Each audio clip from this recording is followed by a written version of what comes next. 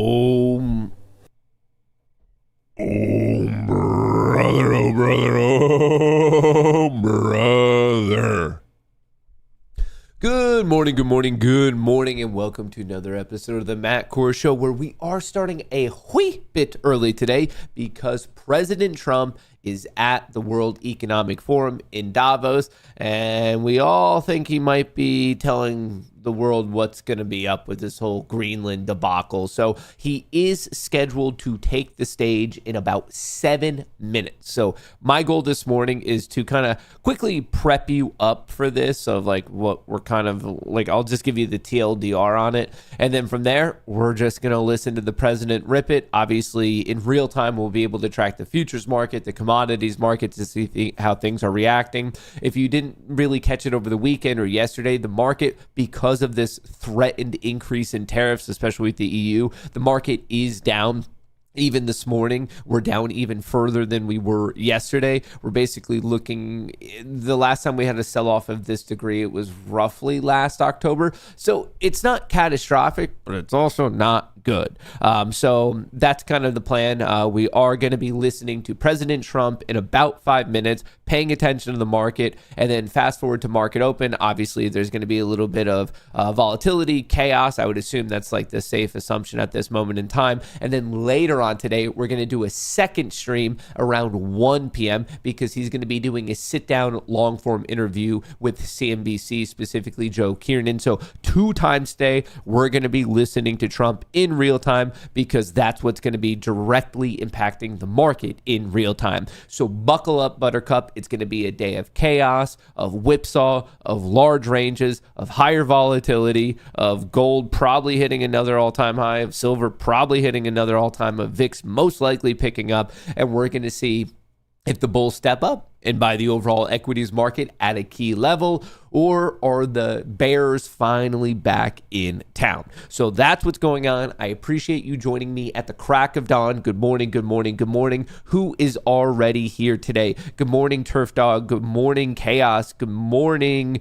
WMD, Wyoming Upland Outfitters. Good morning, Trex and Trexy G. We got 2 Trexes in chat. The Amazing Adventure Joe, Mr. Kennedy, Will, Ryan, Gary, JB, Meme, Kimmel, Matt. Good morning, good morning, good morning. Folks, all right, let me just very quickly kind of give you the rundown on the situation. Stock futures are weak again following the biggest sell-off in 3 months. So here's where we're at. The SPY is basically at the low from yesterday. The Qs are basically at the low from yesterday. Volatility is basically at the high from yesterday. And if you look at gold right here, we are in pre-market trading, specifically around 1 in the morning, but we're not far away from it, a new all-time high. So we are seeing not only a rise in volatility, but we're seeing an outflux from the world of risk on, such as equities and crypto. Let me show you what's going on with Bitcoin, currently at 88. And we're seeing a flight to quote unquote safety in things such as gold and silver. So that's the skinny. Obviously, Trump hasn't started speaking yet. In fact, the market's not even open, but people are kind of braced for a little bit of insanity. Trump's Greenland strategy draws from familiar playbook. So if you don't know what this is about, it's from the fact that Trump and the administration want control of Greenland for national security, more specific to the waterways as it relates to security from both China and from Russia. So this has been something that's called out ever since Trump's first administration. This isn't like a new novel idea, but this time around, he seems to be following through on it. And obviously, as you can tell, because of the level that we're at right now in terms of tension and volatility in the market, that the EU does not like it. And because they don't want to just give it over to them and like basically allow us to buy it, which it's about a $700 billion price tag, he's saying, hey, as of February 1st, you're going to have a 10% increased tariff. And if you still don't give it to me by June 1st of 2026, those tariffs are going to increase to 25%. And then they're slapping back, or I guess clapping back, if you will, and saying, hey, we have a trade bazooka of ourselves, and we're going to start tariffing about 100 billion of imports from you. So that's kind of the state that we're at right here. Stock's mild rebound fades as traders await Trump. So in Davos, the World Economic Forum, That's what we're all waiting for. Even in the Goonie trading Discord this morning, I kind of wrote a little message there just saying, hey, right now my bias, I think at a certain point we will know that it's a clear buy the dip opportunity. I just don't know when that's going to be. We have to be patient because I have no idea what Trump's going to say and how the market's going to respond to it. But we know we're getting some sort of clear update today. So just wanted to put that out there to everyone. Trump to speak at Davos as his Greenland push tariff threats take center stage. This is the major narrative driving the overall market. I understand that we're getting GDP and inflation tomorrow. I understand that we're in earnings season. I know there's craziness with the Fed. I know there's craziness with the Supreme Court. I know there's other things going on, but I strongly believe this is the major narrative to pay attention to. And it is kind of interesting seeing how the different sides are handling it. Scott Bessent, the Treasury Secretary, says U.S. is unconcerned by Treasury sell-off over Greenland, calls Denmark irrelevant. It kind of is irrelevant. Like I kind of get his point in terms of economic powers relative to what we're dealing with here. But you have this one side saying it's not a big deal. In fact, President Trump is posting memes on Truth Social. And then you have the Europe and also the other side of the establishment saying this is the worst imperialism that we've ever really seen. JP Morgan's says market sell-off is a message for Trump. I just want to remind you guys that we've seen this before, and I'm going to circle back to some of these articles. I just don't want to miss the main show here. This should be starting ever so soon. I don't want to miss a second of it. Let me make sure the volume's on. Should be starting, like I said, in about 1 minute, but don't you guys worry because I have a gazillion links from my editor on which ones to be paying attention to. Here's the APs. We are not going to miss a second of this. It feels like it's going to be massively important. Okay, what are they streaming at? So we're waiting over there. We're waiting over here. We're waiting over here. The volume is up. We're not going to miss a second of it. So let me just show you pre-market right here. We're not so good, but we're also not horribly bad. This is one of the most interesting gamma structures that I've seen in a hot minute. I do want to bring your attention. I know we're about an hour out from market open, but I want to bring your attention to the fact that there's no stability in the market today. 5% stability. So basically the S&P 500 is reflecting my own life back onto me. No stability whatsoever. The only little piece I see here is that there are some put credit spreads at 6,790. There are some put credit spreads at 6,760. So that's your support. If it snaps, we're looking at 6,700.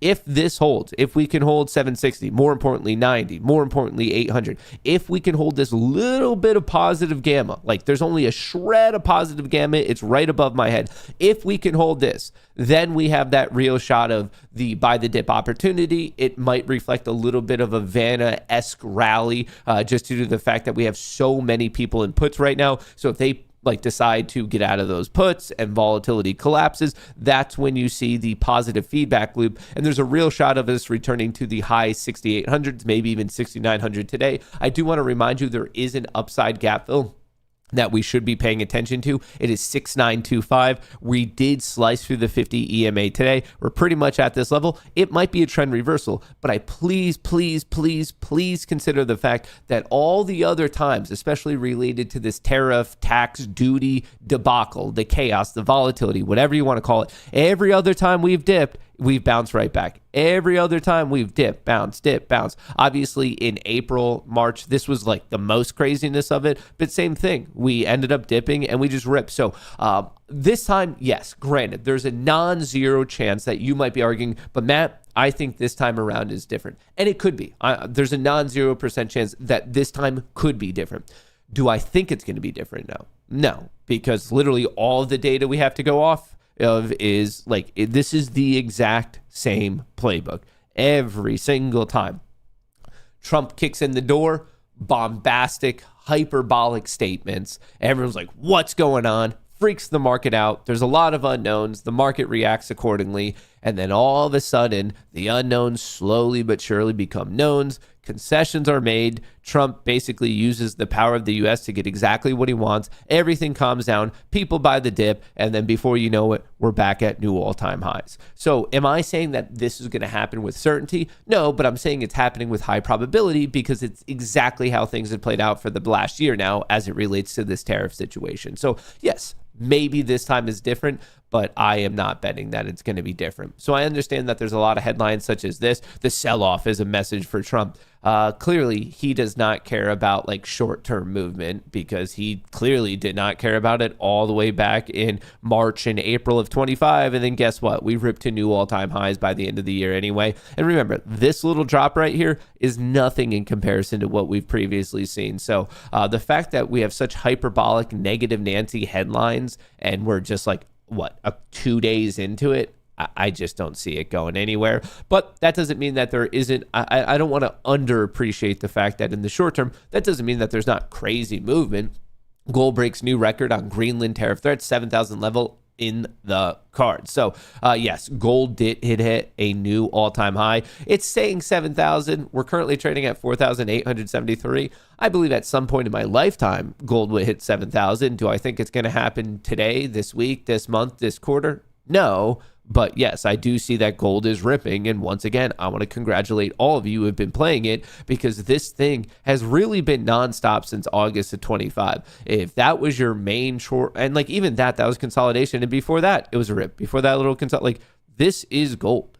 Like right here, there was a huge consolidation from 2020 to 2024, but pretty much February of 24. If you're like, you know what, for some reason, I'm becoming a gold bug at the start of 24. From then until now, this is an crazy, incredible, very impressive push. And silver is not far behind. Silver was dormant for quite a while, but same thing, starting in about mid 2025, just picked up and has not looked back. Eventually, I think there's going to be like some sort of mean reverting sell-off. I don't think it's going to be catastrophic or anything like that. But remember, things don't just always go up and up and up. So if you're riding this as a swing trade, as an investment, remember, trail it, keep going up and up and up, like as it goes up. And then if it breaks down, you lock in your money, you wait for a bottom. And if you still like it, you can always get back in. But you don't have to white knuckle it through all this craziness. But as I zoom out there and look at gold, I look at silver, insane. Truly an insane run. So very, very impressive. And once again, a round of applause to everyone in here who managed to capture a bit of it. Like seriously, like you guys deserve all those gains. Absolutely ridiculous. And with it, I know that Bitcoin has been pitched as like the hedge to all this craziness. It's clearly not acting that way. Right now, it is actually a little bit more in lockstep with the NASDAQ. So kind of more so representing a risk on option, a risk on asset, rather than a risk off play such as gold and silver. And I have no issue with that. This isn't me besmirching Bitcoin. I'm still a fan of it. I still have it myself. But to think that this is some sort of just inflationary hedge and it's where when things get crazy, people flock to, evidently on the chart, we are seeing that that is not true. Now, remember, markets dynamic, regimes do change. Just because something has happened at one point in time does not mean that it can't change its behavior in the future. I'm just commenting exclusively on what we have right now. Bitcoin hit an all-time high in October, and since then has gone from 126 down to 88, while both gold and silver have hit an all-time high. I am a fan of diversification. Like I said, this is not me belittling Bitcoin, so if you're a huge Bitcoin supporter in here, I'm not against you on this one. I'm in it. I would like it to go up too, but I'm just pointing out the fact that clearly, even though we refer to it as digital gold, it is not acting in any manner as if it has a correlation with gold. So just throwing that out there. But when in doubt, zoom out. Circling back to the equities market, we hit an all-time high on Monday, January the 12th. Since then, we've gone from 6,986 down about 200 points. That's really not that big. I mean, from the all-time high, literally the all-time high, we're down 2.7%. If a 2.7% hit from the all-time record high is enough to kind of unsettle you from your overall swing or long-term thesis, maybe trading, maybe the markets aren't for you, because a 2.7% hit, it's not much. It truly is just not much. So I understand if you're a day trader, scalp trader, maybe you have a different opinion on this and maybe you're catching it, maybe you're not. But I'm talking from like an investing longer-term swing position. Just not much is going on. We had a little bit up, we have a little bit down, and now we're just waiting basically to see what Trump does or does not have to say. I am here. I am waiting. This is still just going and going and going and going. So this should be starting. So someone is on there. Who is this guy? Okay, we have someone introing him. is one reason I think he values the World Economic Forum. It is a unique institution that brings together the largest combination of government officials, This seems to be the highest quality leaders, stream. United States, technology leaders, J. Trump, civil society and NGO This leaders. is the one that is the furthest ahead. A genuine dialogue. All right, we're rocking it, folks. I'll turn up the volume.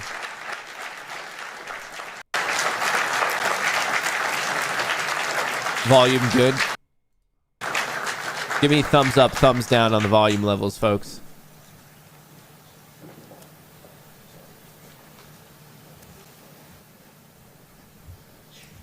Uh-oh. Mike's cut. Well, thank you very much, Larry. It's great Do we have a to be weird back delay? in beautiful Davos, Switzerland, and to address so many respected business leaders, so many friends, few enemies, Weird delay. and all of the distinguished guests. Nope, this one sucks too. Economy. As he enters the second year of his second term, we are interested in hearing his plans for 2026 and beyond, and will no doubt create more and more conversation. And that's what the forum is about. This one, everything is Serious synced up, it looks like. conversation in the spirit of dialogue. Discussions where the world is headed, where are we going? And these discussions would be incomplete without the President of the United States, the most important leader in the world. Volume levels We good. appreciate him here. Thumbs So up, let me thumbs down. introduce and welcome back to Davos the President of the United States, Donald J. Trump.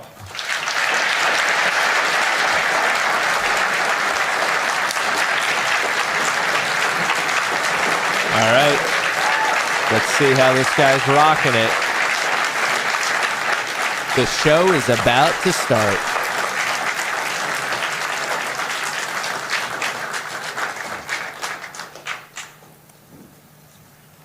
It's delayed compared to the others, but the others have mismatched audio and video. Something's messed up with them.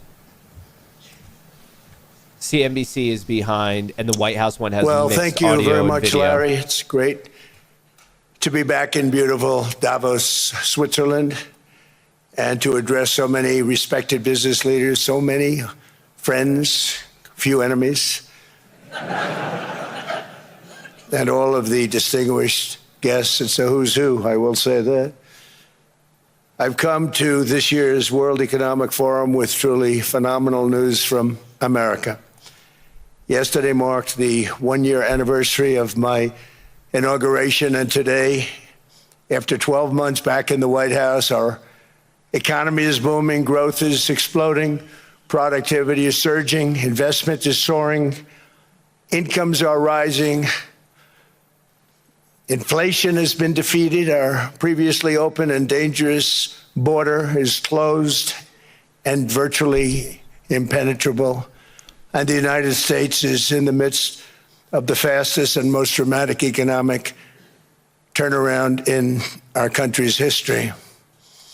Under the Biden administration, America was plagued by the nightmare of stagflation, meaning low growth, and high inflation, a recipe for misery, failure, and decline. But now, after just 1 year of my policies, we are witnessing the exact opposite: virtually no inflation and extraordinarily high economic growth. Growth like I believe you'll see very shortly our country has never seen before, perhaps no country has ever seen before. Over the past 3 months, core inflation has been just 1.6%. Meanwhile, fourth quarter growth is projected to be 5.4%, far greater than anybody other than myself and a few others had predicted. Since the election, the stock market has set 52 all-time high records. So that's in 1 year, 52 records, adding $9 trillion in value to retirement accounts, 401ks, and people's savings. People are doing very well. They're very happy with me. Since my inauguration, we've lifted more than 1.2 million people off of food stamps, and after 4 years in which Biden secured less than $1 trillion of new investment in our country. Think of that, $1 trillion, substantially less than that. In 4 years, we've secured commitments for a record-breaking $18 trillion, and we think when the final numbers come out, they'll be closer to $20 trillion of investment. That's never been done by any country at any time, not even close. Just over 1 year ago, under the radical left Democrats, we were a dead country. Now we are the hottest country anywhere in the world. In fact, the United States economy is on pace to grow at double the rate that was projected by the IMF just last April. And with my growth and tariff policies, it should be much higher. I really believe we can be much higher than that. And this is all great news, and it's great for all nations. The USA is the economic engine on the planet, and when America booms, the entire world booms. It's been the history. When it goes bad, it goes bad. You all follow us down, and you follow us up, and we're at a point that I don't believe we've ever been. I never thought we could do it this quickly. My biggest surprise is I thought it would take more than a year, maybe like a year and 1 month. But it's happened very quickly. This afternoon, I want to discuss how we have achieved this economic miracle, how we intend to raise living standards for our citizens to levels never seen before, and perhaps how you too and the places where you come from can do much better by following what we're doing, because certain places in Europe are not even recognizable, frankly, anymore. They're not recognizable. And we can argue about it, but there's no argument.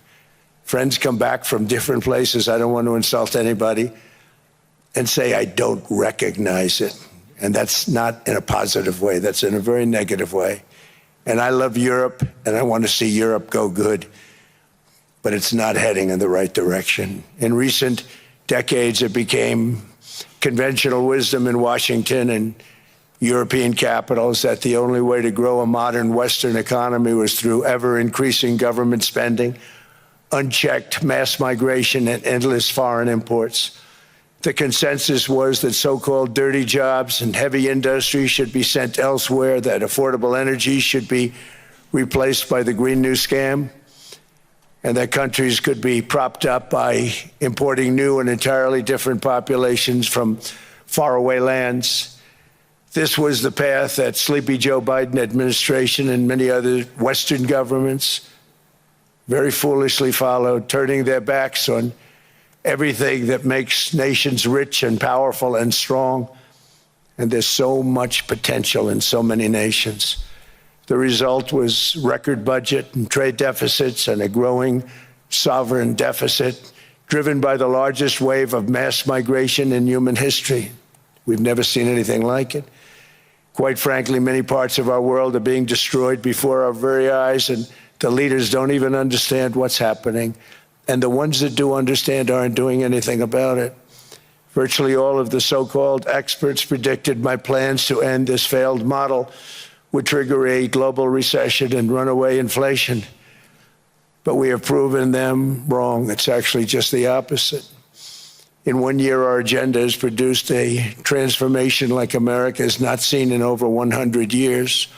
Instead of closing down energy plants, we're opening them up. Instead of building ineffective, money-losing windmills, we're taking them down and not approving any. Instead of empowering bureaucrats, we're firing them, and they're going out and getting jobs in the private sector for 2 and 3 times what they were making in government. So they started off hating me when we fired them, and now they love me. Instead of raising taxes on domestic producers, we're lowering them and raising tariffs on foreign nations to pay for the damage that they've caused. In 12 months, we have removed over 270,000 bureaucrats from the federal payrolls, the largest single-year reduction in government employment since the end of World War II. Nobody thought that was coming, but we had no choice. To make a country great, You can't have all federal jobs. We've cut federal spending by $100 billion and slashed the federal budget deficit by 27% in the single year. It's going to go down quite a bit more from that, driving inflation way down from the record highs of the Biden administration. Every month, they went up and up and up. I promised to cut 10 old regulations for every single new regulation. But instead, I've cut, actually, till this point, 129 regulations for every one new regulation approved. So every time they come in with a new regulation, we do at least 10, but so far it's averaging out to 129, if you can believe it. In July, we passed the largest tax cuts in American history, including no tax on tips, no tax on overtime, no tax on Social Security for our great seniors. We also provided 100% expensing, that's the one they like, and bonus depreciation for all new equipment and capital investments to help companies expand and shift production to America. They are so in love with that. They build a plant, they're able to deduct it immediately, the whole thing, rather than waiting 38 to 41 years in the old days. This is a miracle taking place. Nobody thought it would ever be done by any country, but it's done by us. It was what made my first term the most successful four-year term that we've ever had from a financial standpoint. And now we've upped it. This is a 10-year program, not a one-year program, but you're allowed to deduct everything in 1 year. It used to be 38 to 41 years. With tariffs, we've radically reduced our ballooning trade deficit, which was the largest in world history. We were losing more than $1 trillion every single year, and it was just wasted. It was going to waste. But in 1 year, I slashed our monthly trade deficit by a staggering 77%, and all of this with no inflation, something everyone said could not be done. There were a couple of brilliant people that actually thought I was doing the right thing. I thought I was doing the right thing. Now they all think I'm doing the right thing because they can't believe the numbers. American exports are now up by more than $150 billion. Domestic steel production is up by 300,000 tons a month, and it's doubling over the next 4 months. It's doubling and tripling, and we have steel plants being built all over the country. Nobody thought they'd see that. Factory construction is up by 41%. And that number is really going to skyrocket right now because that's during a process that they're putting in to get their approvals, and we've given very, very quick, fast approvals. In the process, we've made historic trade deals with partners covering 40% of all U.S. trade. Some of the greatest companies and countries in the world. We have countries as our partner, too. The European nations, Japan, South Korea. They're our partners. They've gone into massive deals with us, especially on oil and gas. And these agreements raise growth and cause stock markets to boom, not only in the U.S., but virtually every country that came to make a deal, because, as you've learned, when the United States goes up, you follow. It's really become a staple. In America, I've stopped the nation-wrecking energy policies that drive up prices while sending jobs and factories to the world's worst polluters. They are indeed polluters. Under Sleepy Joe Biden, new domestic oil and gas leases fell by 95%. Think of that. Sleepy Joe And they wonder, Biden. why was gasoline going up so fast? The gasoline actually topped $5 a gallon, and some places $7 a gallon, and more than 100 major power plants were violently shut down by incompetent people that had no idea what the hell they were doing. Under my leadership, U.S. natural gas production is at an all-time high by far. U.S. oil production is up by 730,000 barrels a day, and last week we picked up 50 million barrels from Venezuela alone. Venezuela has been an amazing place for so many years, but then they went bad with their policies. 20 years ago, it was a great country, and now it's got problems, but we're helping them. And those 50 million barrels, we're going to be splitting up with them, and they'll be making more money than they've made in a long time. Venezuela is going to do fantastically well. We appreciate all of the cooperation we've been giving. We've been giving great cooperation. Once the attack ended, and they said, let's make a deal. More people should do that. But Venezuela is going to make more money in the next 6 months than they've made in the last 20 years. Every major oil company is coming in with us. It's amazing. It's a beautiful thing to see. The leadership of the country has been very good. They've been very, very smart. The price of gasoline is now below $2.50 a gallon in many states, $2.30 a gallon in most states. Then we'll soon be averaging less than $2 a gallon. In many places, it's already down even lower, $1.95 a gallon. Numerous states are at $1.99, numbers that nobody has heard for years. Actually, since my last administration, we got it down to around those numbers. I've signed an order directing and approval of many new nuclear reactors. We're going heavy into nuclear. I was not a big fan because I didn't like the risk, the danger, but they have the progress they've made with nuclear is unbelievable, and the safety progress they've made is incredible. We're very much into the world of nuclear energy, and we can have it now at good prices and very, very safe. And we're leading the world in AI by a lot. We're leading China by a lot. I think President Xi respects what we've done, in part because I've allowed these big companies building these massive buildings to build their own electric capacity. They're building their own power plants, which when added up is more than any country anywhere in the world is doing. I read recently an article in the Wall Street Journal that China's creating so much energy, and they are. You got to hand it to them. But we're creating as much or more, and we're letting them do that. I'm very proud of it. It was my idea. I said, you can't create this much energy. We needed more than double the energy currently in the country just to take care of the AI plants. And I said, we can't do that. We have an old grid system. And I came up with the idea, you people are brilliant. You have a lot of money. Let's see what you can do. You can build your own electric generating plants. And they looked at me. They didn't believe me. All of the names that are, I think, in the room right now, if you want to know the truth, they didn't believe it.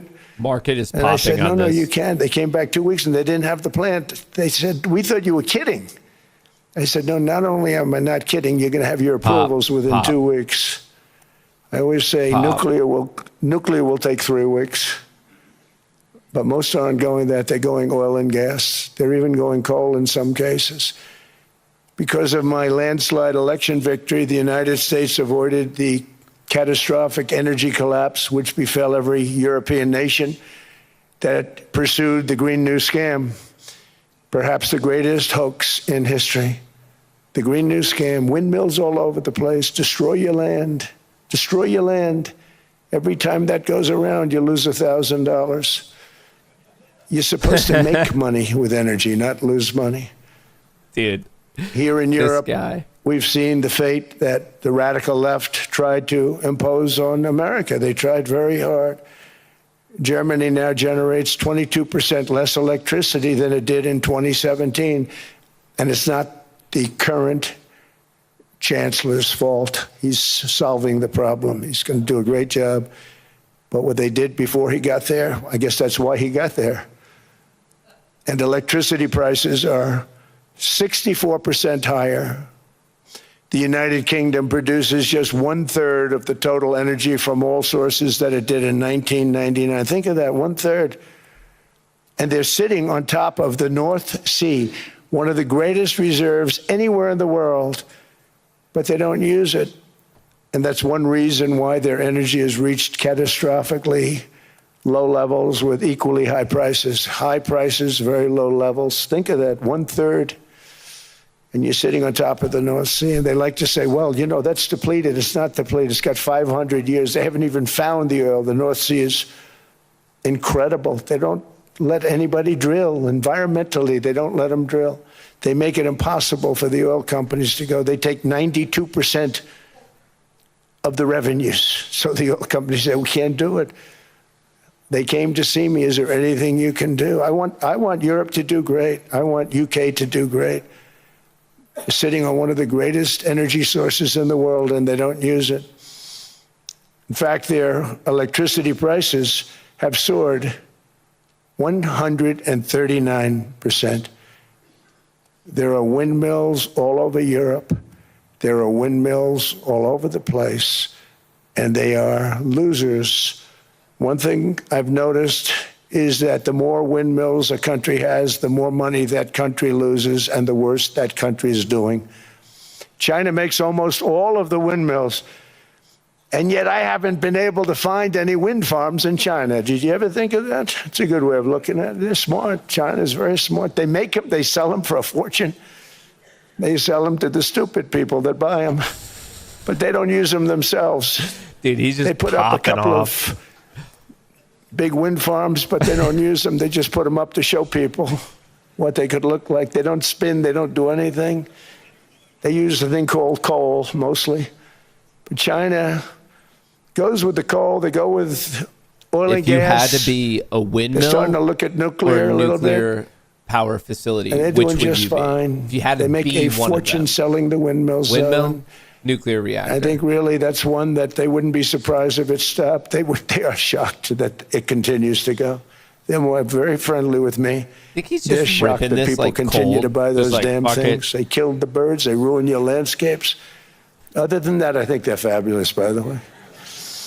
Stupid people buy them. Nuclear the consequences like of such destructive policies have been stark, including lower economic growth, lower standards of living, lower birth rates, more socially disruptive migration, more vulnerability to hostile foreign adversaries, and much, much smaller militaries.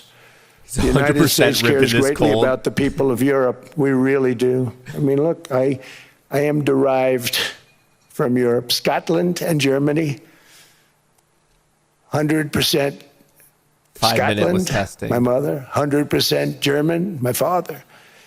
And we believe deeply in the bonds we share with Europe as a civilization. I want to see it do great. That's why issues like energy, trade, immigration, and economic growth must be central concerns to anyone who wants to see a strong and united West, because Europe and those countries have to do their thing. They have to get out of the culture that they've created over the last 10 years. It's horrible what they're doing to themselves. They're destroying themselves. It's beautiful, beautiful places. We want strong allies, not seriously weakened ones. We want Europe to be strong. Ultimately, these are matters of national security, and perhaps no current issue makes the situation more clear than what's currently going on with Greenland. Would you like me to say a few words of Greenland? Yeah, Greenland. I was going to leave it out of the speech, but I think I would have been reviewed very negatively. Let's just rip it. I have tremendous respect for both the people of Greenland and the people of Denmark. Tremendous respect. But every NATO ally has an obligation to be able to defend their own territory. And the fact is, no nation or group of nations is in any position to be able to secure Greenland other than the United States. We're a great power, much greater than people even understand. I think they found that out 2 weeks ago in Venezuela. Dude, this guy. We saw this in World War II when Denmark fell to Germany after just 6 hours of fighting and was totally unable to defend either itself or Greenland. So the United States was then compelled, we did it, we felt an obligation to do it, to send our own forces to hold the Greenland territory, and hold it we did at great cost and expense. They didn't have a chance of getting on it, and they tried. Denmark knows that. We literally set up bases on Greenland for Denmark. We fought for Denmark. We weren't fighting for anyone else. We were fighting to save it for Denmark.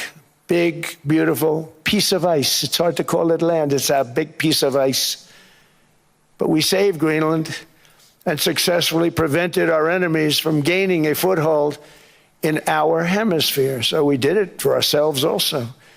And then after the war, which we won it big. Without us, right now you'd all be speaking German and a little Japanese, perhaps.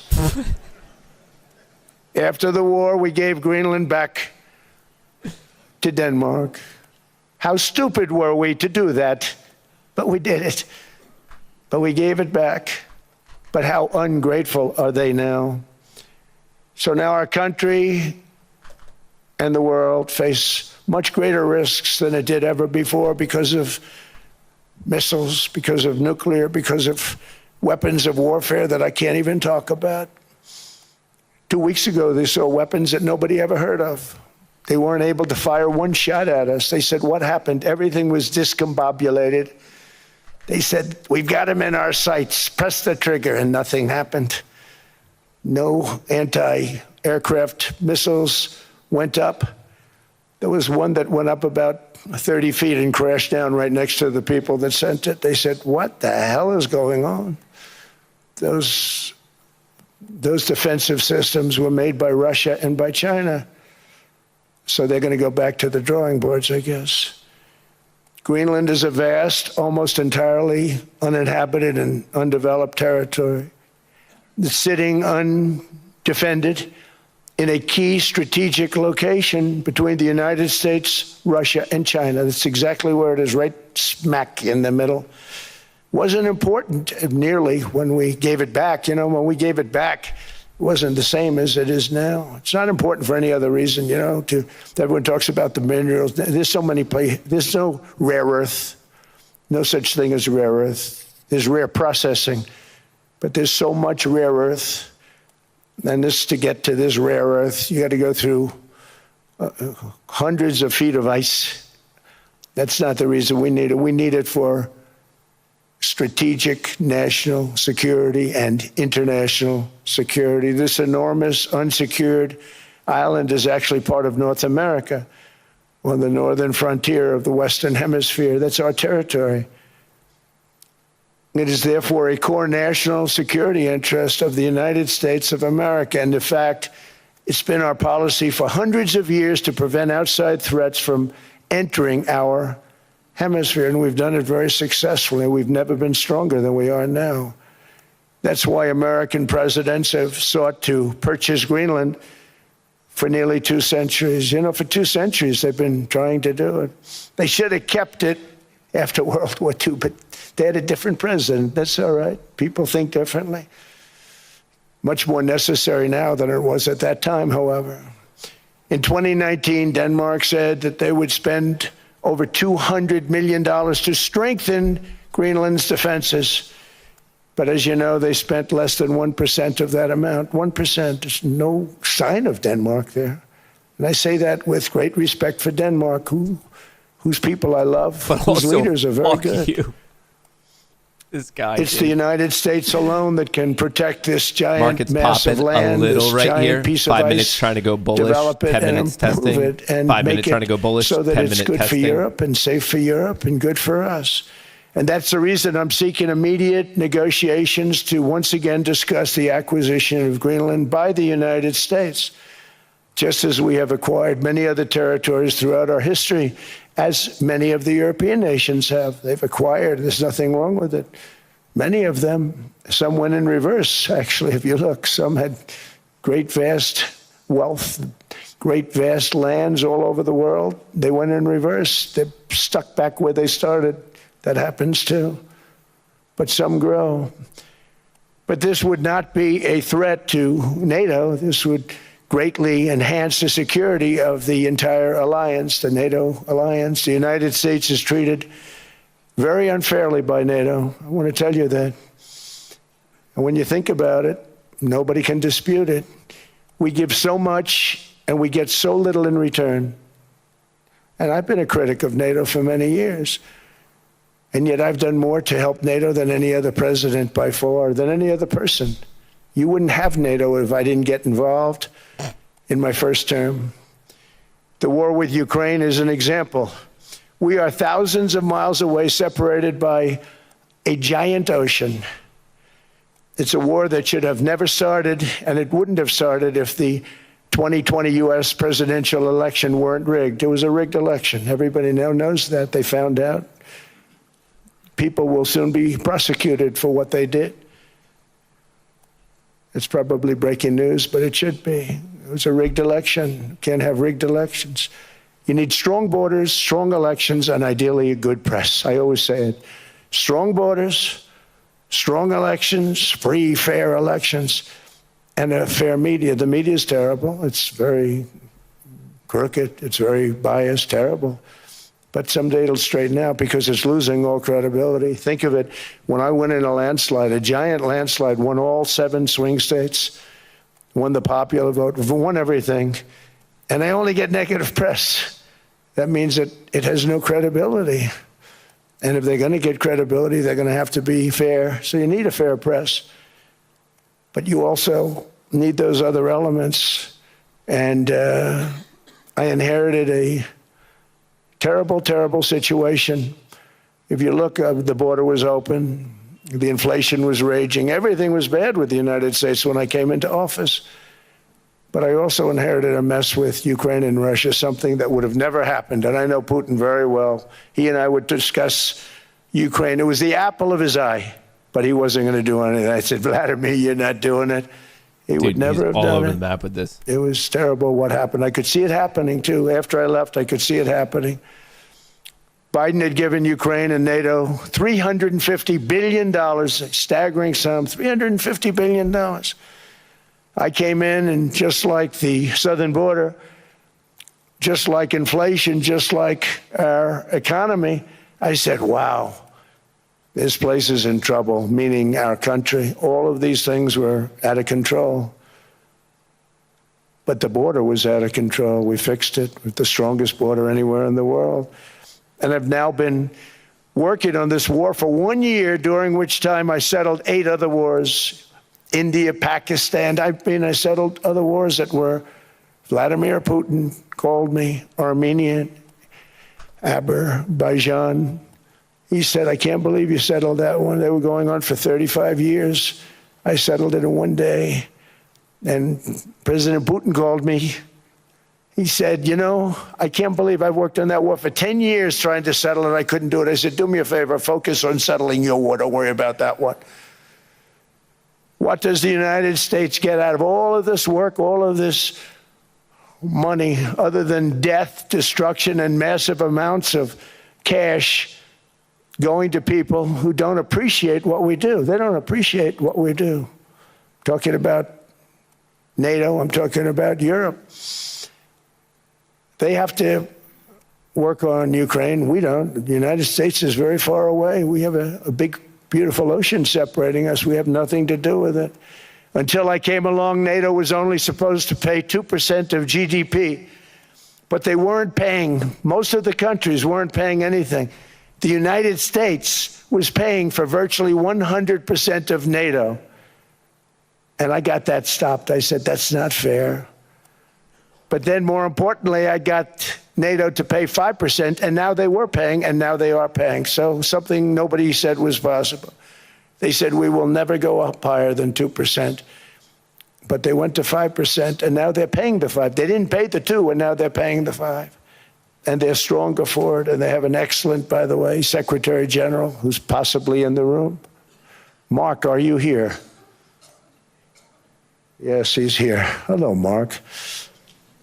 We never asked for anything, and we never got anything. We probably won't get anything unless I decide to use excessive strength and force, where we would be, frankly, unstoppable. But I won't do that. Okay? Now everyone's saying, oh, good. That's probably the biggest statement I made, because people thought I would use force. I don't have to use force. I don't want to use force. I won't use force. All the United States is asking for is a place called Greenland, where we already had it. as a trustee, but respectfully returned it back to Denmark not long ago after we defeated the Germans, the Japanese, the Italians, and others in World War II. We gave it back to them. We were a powerful force then, but we are a much more powerful force now. After I rebuilt the military in my first term and continue to do so today, we have a budget of $1.5 trillion. We're bringing back battleships.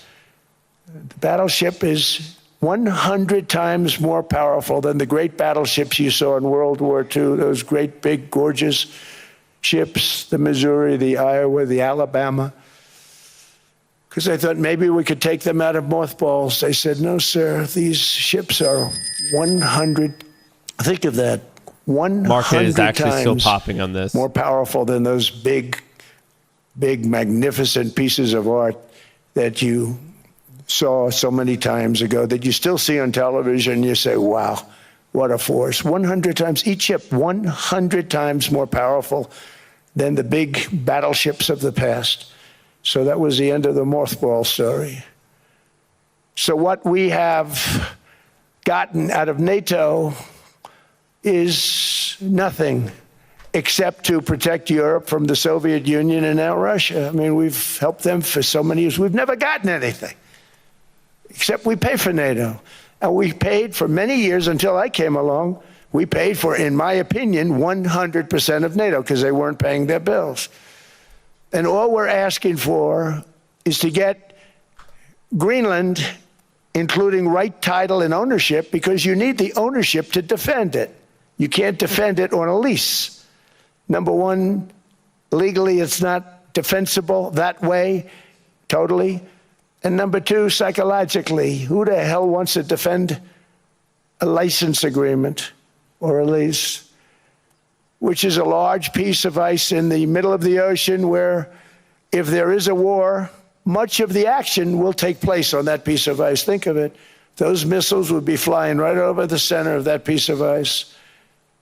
All we want from Denmark for national and international security and to keep our very energetic and dangerous potential enemies at bay is this land on which we're going to build the greatest golden dome ever built. We're building a golden dome that's going to, just by its very nature,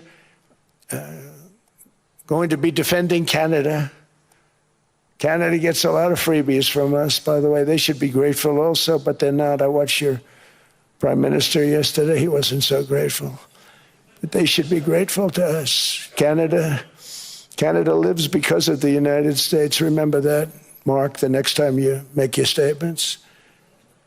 What we did for Israel was amazing, but that's nothing compared to what we have planned for the United States, Canada, and the rest of the world. We are going to build a dome like no other. We did it for Israel. And by the way, I told Bibi, stop taking credit for the dome. That's our technology. That's our stuff. But they had a lot of courage, and they were good fighters, and they did a good job, and we wiped out the Iran nuclear threat like nobody can believe. Nobody's ever seen anything like it. That, Venezuela, taking down Soleimani, wiping out al-Baghdadi when he tried to reinstitute ISIS. We did a lot.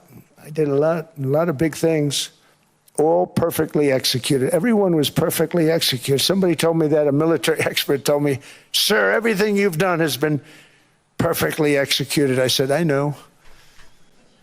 So other presidents have spent, whether foolishly or not, trillions and trillions of dollars on NATO and gotten absolutely nothing in return. We've never asked for anything. It's always a one-way street.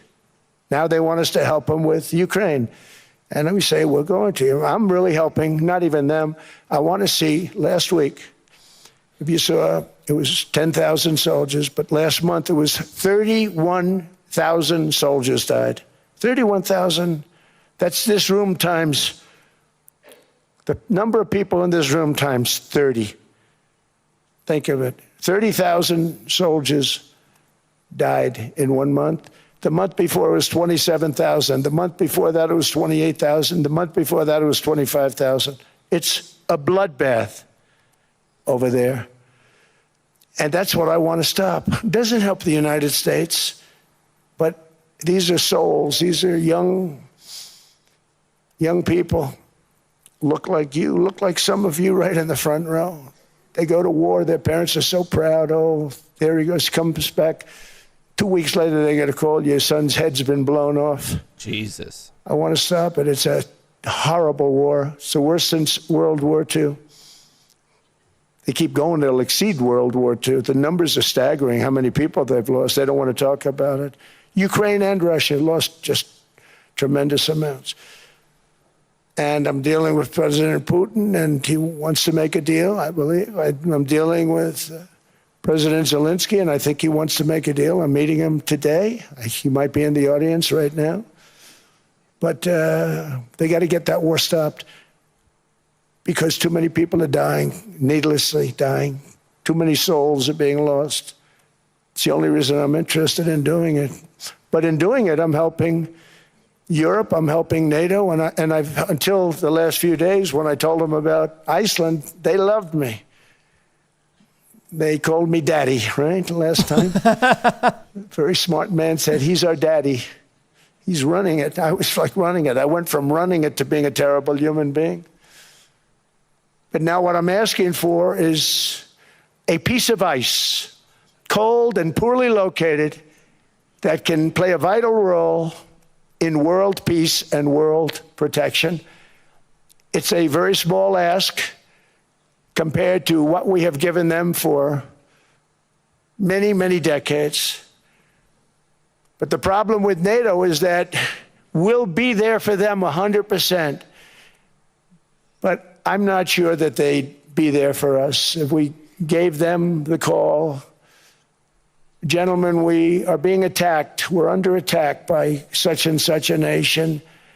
I know them all very well. I'm not sure that they'd be there. I know we'd be there for them. I don't know that they'd be there for us. So with all of the money we expend, with all of the blood, sweat, and tears, I don't know that they'd be there for us. They're not there for us on Iceland, that I can tell you. I mean, our stock market took the first dip yesterday because of Iceland. So Iceland's already cost us a lot of money.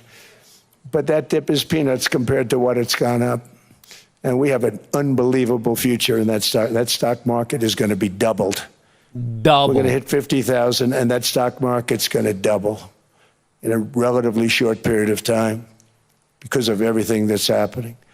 But this is a good example. After giving NATO and European nations trillions and trillions of dollars in defense, they buy our weapons. We make the greatest weapons in the world, but now we're going to make them faster, much faster. You saw that. I put a cap on the salaries.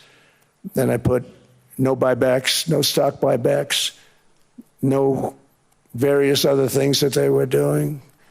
I mean, they were making $50 million, but it would take them 3 years to give you a Patriot missile. I said, that's not good. My chauffeur can do a better job than that, and he makes slightly less than 50. They make big salaries. If they're going to make those big salaries, they're going to have to produce a lot faster. The good news is we have the greatest equipment in the world. Now we're going to start making it a lot faster. They're going to build additional plants. And all of the money that goes into stock buybacks is going to go into building plants. We're not allowing stock buybacks by defense companies any longer. They're going to build new plants to make Tomahawks, Patriots. We have the best equipment, F-35s. F-47, the new one just coming out. They say it's the most devastating plane, fighter jet ever. Who knows? They called it 47. If I don't like it, I'm going to take the 47 off it. I wonder why they called it 47. We'll have to think about that. But if I don't like it, I'm going to take that 47 off. But it's supposed to be the stage 6. It's supposed to be the first stage 6 plane, undetectable, like our B-2 bombers were undetectable. They flew right over Iran. They were undetectable. And they did their job, and they got the hell out of there. So we want a piece of ice for world protection, and they won't give it. We've never asked for anything else, and we could have kept that piece of land, and we didn't. So they have a choice. You can say yes, and we will be very appreciative, or you can say no.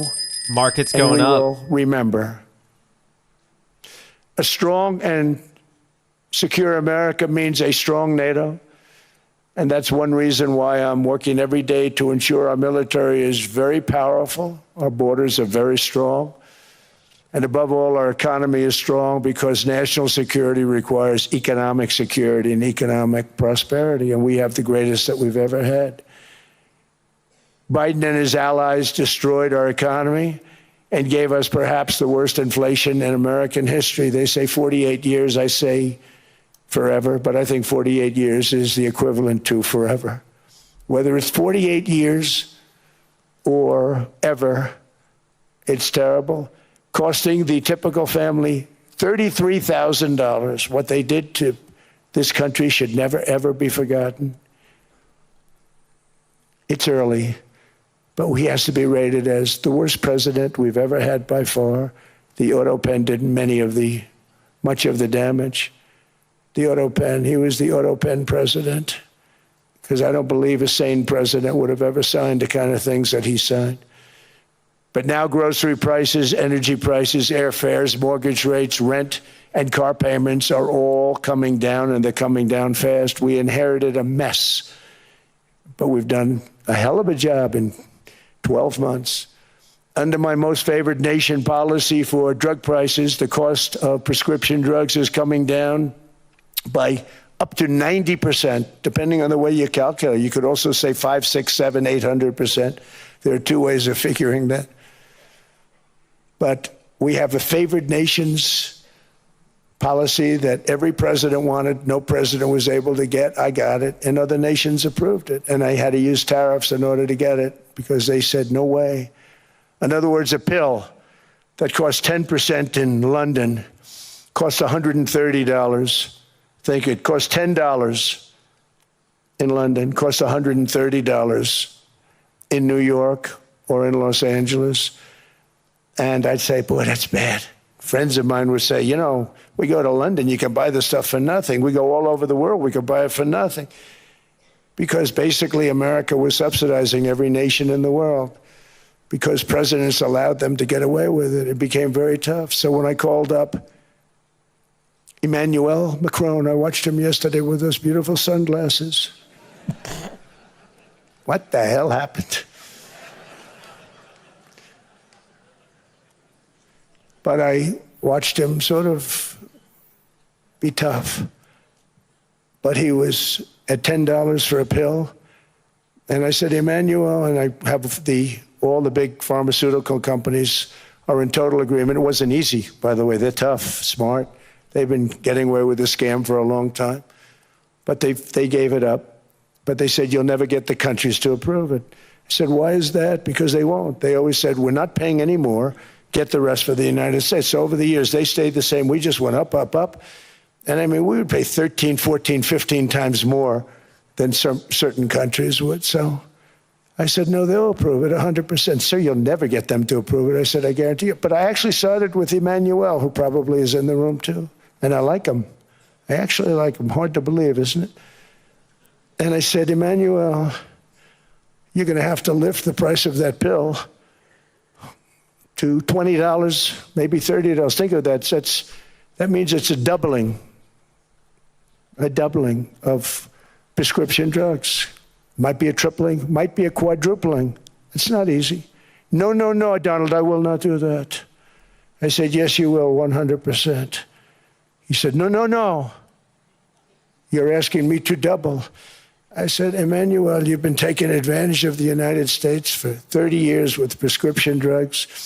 You really should do it, and you will do it. I have no doubt. In fact, I am 100% sure you're going to. No, no, no, I will not do it. Because yes, in all fairness to him, he has to double or triple. Because the world being a bigger place than the United States, it's not that you meet in the middle. You just have to go up some, and we come down a lot. They go up a little, we come down a lot. So we're at $130, they're at 10. So they may have to go to 20 or 30. Market's going to open in 3 minutes. I said, Emmanuel, you're going to be doubling or tripling? No, no, no. I said, here's the story, Emmanuel. The answer is you're going to do it. You're going to do it fast. And if you don't, I'm putting a 25% tariff on everything that you sell into the United States and a 100% tariff on your wines and champagnes. And that's about 10 times more than what I'm requesting. and you're going to do it. I don't want to go public with it, but you may make me do that. No, Donald, I will do it. I will do it. Dude. It took me, on average, 3 minutes a country, saying the same thing. You will do it. They all said, no, I will not do it. You're asking me to double the cost of prescription. I said, that's right, because you've been screwing us for 30 years. And they said, we will not do it. I said, that's all right. On Monday morning, we're putting a 25, 30, 50, I gave different numbers for different countries. This is also national security we're talking about. Not fair. We're not going to subsidize the whole world. And every one of those countries have agreed to do it. So one of the biggest things that I've done is the fact that we have now most favored nation. We will pay whatever the lowest price is in the entire world. So our drug prices are going to be coming down by staggering 90%. Again, you could say 1,000%, 2,000%. Depends on the way you want to figure it, but we'll go with the way the fake news likes it better because it sounds, can you imagine a 90% reduction sounds much worse. But drug prices are going to be coming down tremendously in all the nations, and I appreciate them doing it, but they did it. In all fairness, without tariffs, I wouldn't have been able to get it done. After declining $3,000 under Biden, real incomes are up in the United States by $2,000, $3,000, and even $5,000 and more. Home ownership has always been a symbol of health and vigor of American society, but that goal fell out of reach for millions and millions of people in the Biden era because interest rates went up so high. Today, I'm taking action to bring back this bedrock of the American dream. In recent years, Wall Street giants and institutional investment firms, many of you are here, many of you are good friends of mine, many of you are supporters. Sorry to do this to you, I'm so sorry. But you've driven up housing prices by purchasing hundreds of thousands of single-family homes, and it's been a great investment. Ding. The world's largest casino as much as 10% of open. houses on the market. You know, the crazy thing is a person can't get depreciation on a house, but when a corporation buys it, they get depreciation. Okay, that's something we're going to have to think about, too. I don't know if too many people think about that. You buy a corporation, they buy 500 houses. They buy hundreds of thousands. They buy 500 houses. They can take depreciation. A person sweats and works and buys one house, they can't. But homes are built for people, not for corporations, and America will not become a nation of renters. We're not going to do that. That's why I have signed an executive order banning large institutional investors from buying single-family homes. It's just not fair to the public. 8%. They're not able to buy a house. And I'm calling on Congress to pass that ban into permanent law, and I think they will. One of the biggest barriers to saving for a down payment has been surging credit card debt. The profit margin for credit card companies now exceeds 50%, one of the biggest. And they charge Americans interest rates of 28%, 30%, 31%, 32%. Whatever happened to usury? So to help our citizens recover from the Biden disaster, all caused by this horrible precedent, I'm asking Congress to cap credit card interest rates at 10% for 1 year. And this will help millions of Americans save for a home. They have no idea they're paying 28%. They go out there a little late in their payment and they end up losing their house. It's terrible. To unleash innovation in savings and financing, I'm also working to ensure America remains the crypto capital of the world. And to that end, last year I signed the Landmark Genius Act into law. Now Congress is working very hard on crypto market structure legislation, Bitcoin, right all to of the them, top of the transition zone, which I hope to sign very soon, unlocking new pathways for Americans to reach financial freedom. And I did it for two reasons. Number one, I thought it was politically good, and it was. I got tremendous political support. But more importantly, China wanted that market too. It's just like they want the AI. And we've got that market, I think, pretty well locked up. If I didn't do it, Biden was totally against it until before the election when they realized that, there were millions of people voting against him over crypto. And all of a sudden, they loved it very much, but it was too late. They blew it. But it is politically he's just popular. been ripping it for an hour much now. more importantly, Just we have to make ripping it so that China doesn't get the hold of it. And once they have that hold, we're not going to be able to get it back. So I'm honored to have done it. Finally, I've instructed government-backed institutions to purchase up to $200 billion in mortgage bonds to bring down interest rates. And I'll be announcing a new Fed chairman in the not-too-distant future. I think he'll do a very good job. Probably going to be They Kevin gave away Warsh. some of it. He did give that away. So we have something, got something, but somebody that's very respected. Vic's They're up all a little. respected. They're all great. Everyone that I interviewed is great. Everyone could do, I think, a fantastic job. Problem is they change once they get the job. They do. You know, they're saying everything I want to hear, and then they get the job. They're locked in for 6 years. They get the job, and all of a sudden, let's raise rates a little bit. I call them, sir, we'd rather not talk about this. It's amazing how people change once they have the job, but it's too bad. Sort of disloyalty, but they got to do what they think is right. We have a terrible chairman right now. Gold, Jerome, all-time high. too late Powell. He's always too late. And he's very late with interest rates, except before the election, he was just fine for the other side.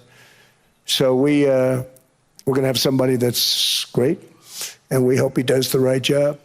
Last week, the average 30-year mortgage rate dropped below 6% for the first time in many years.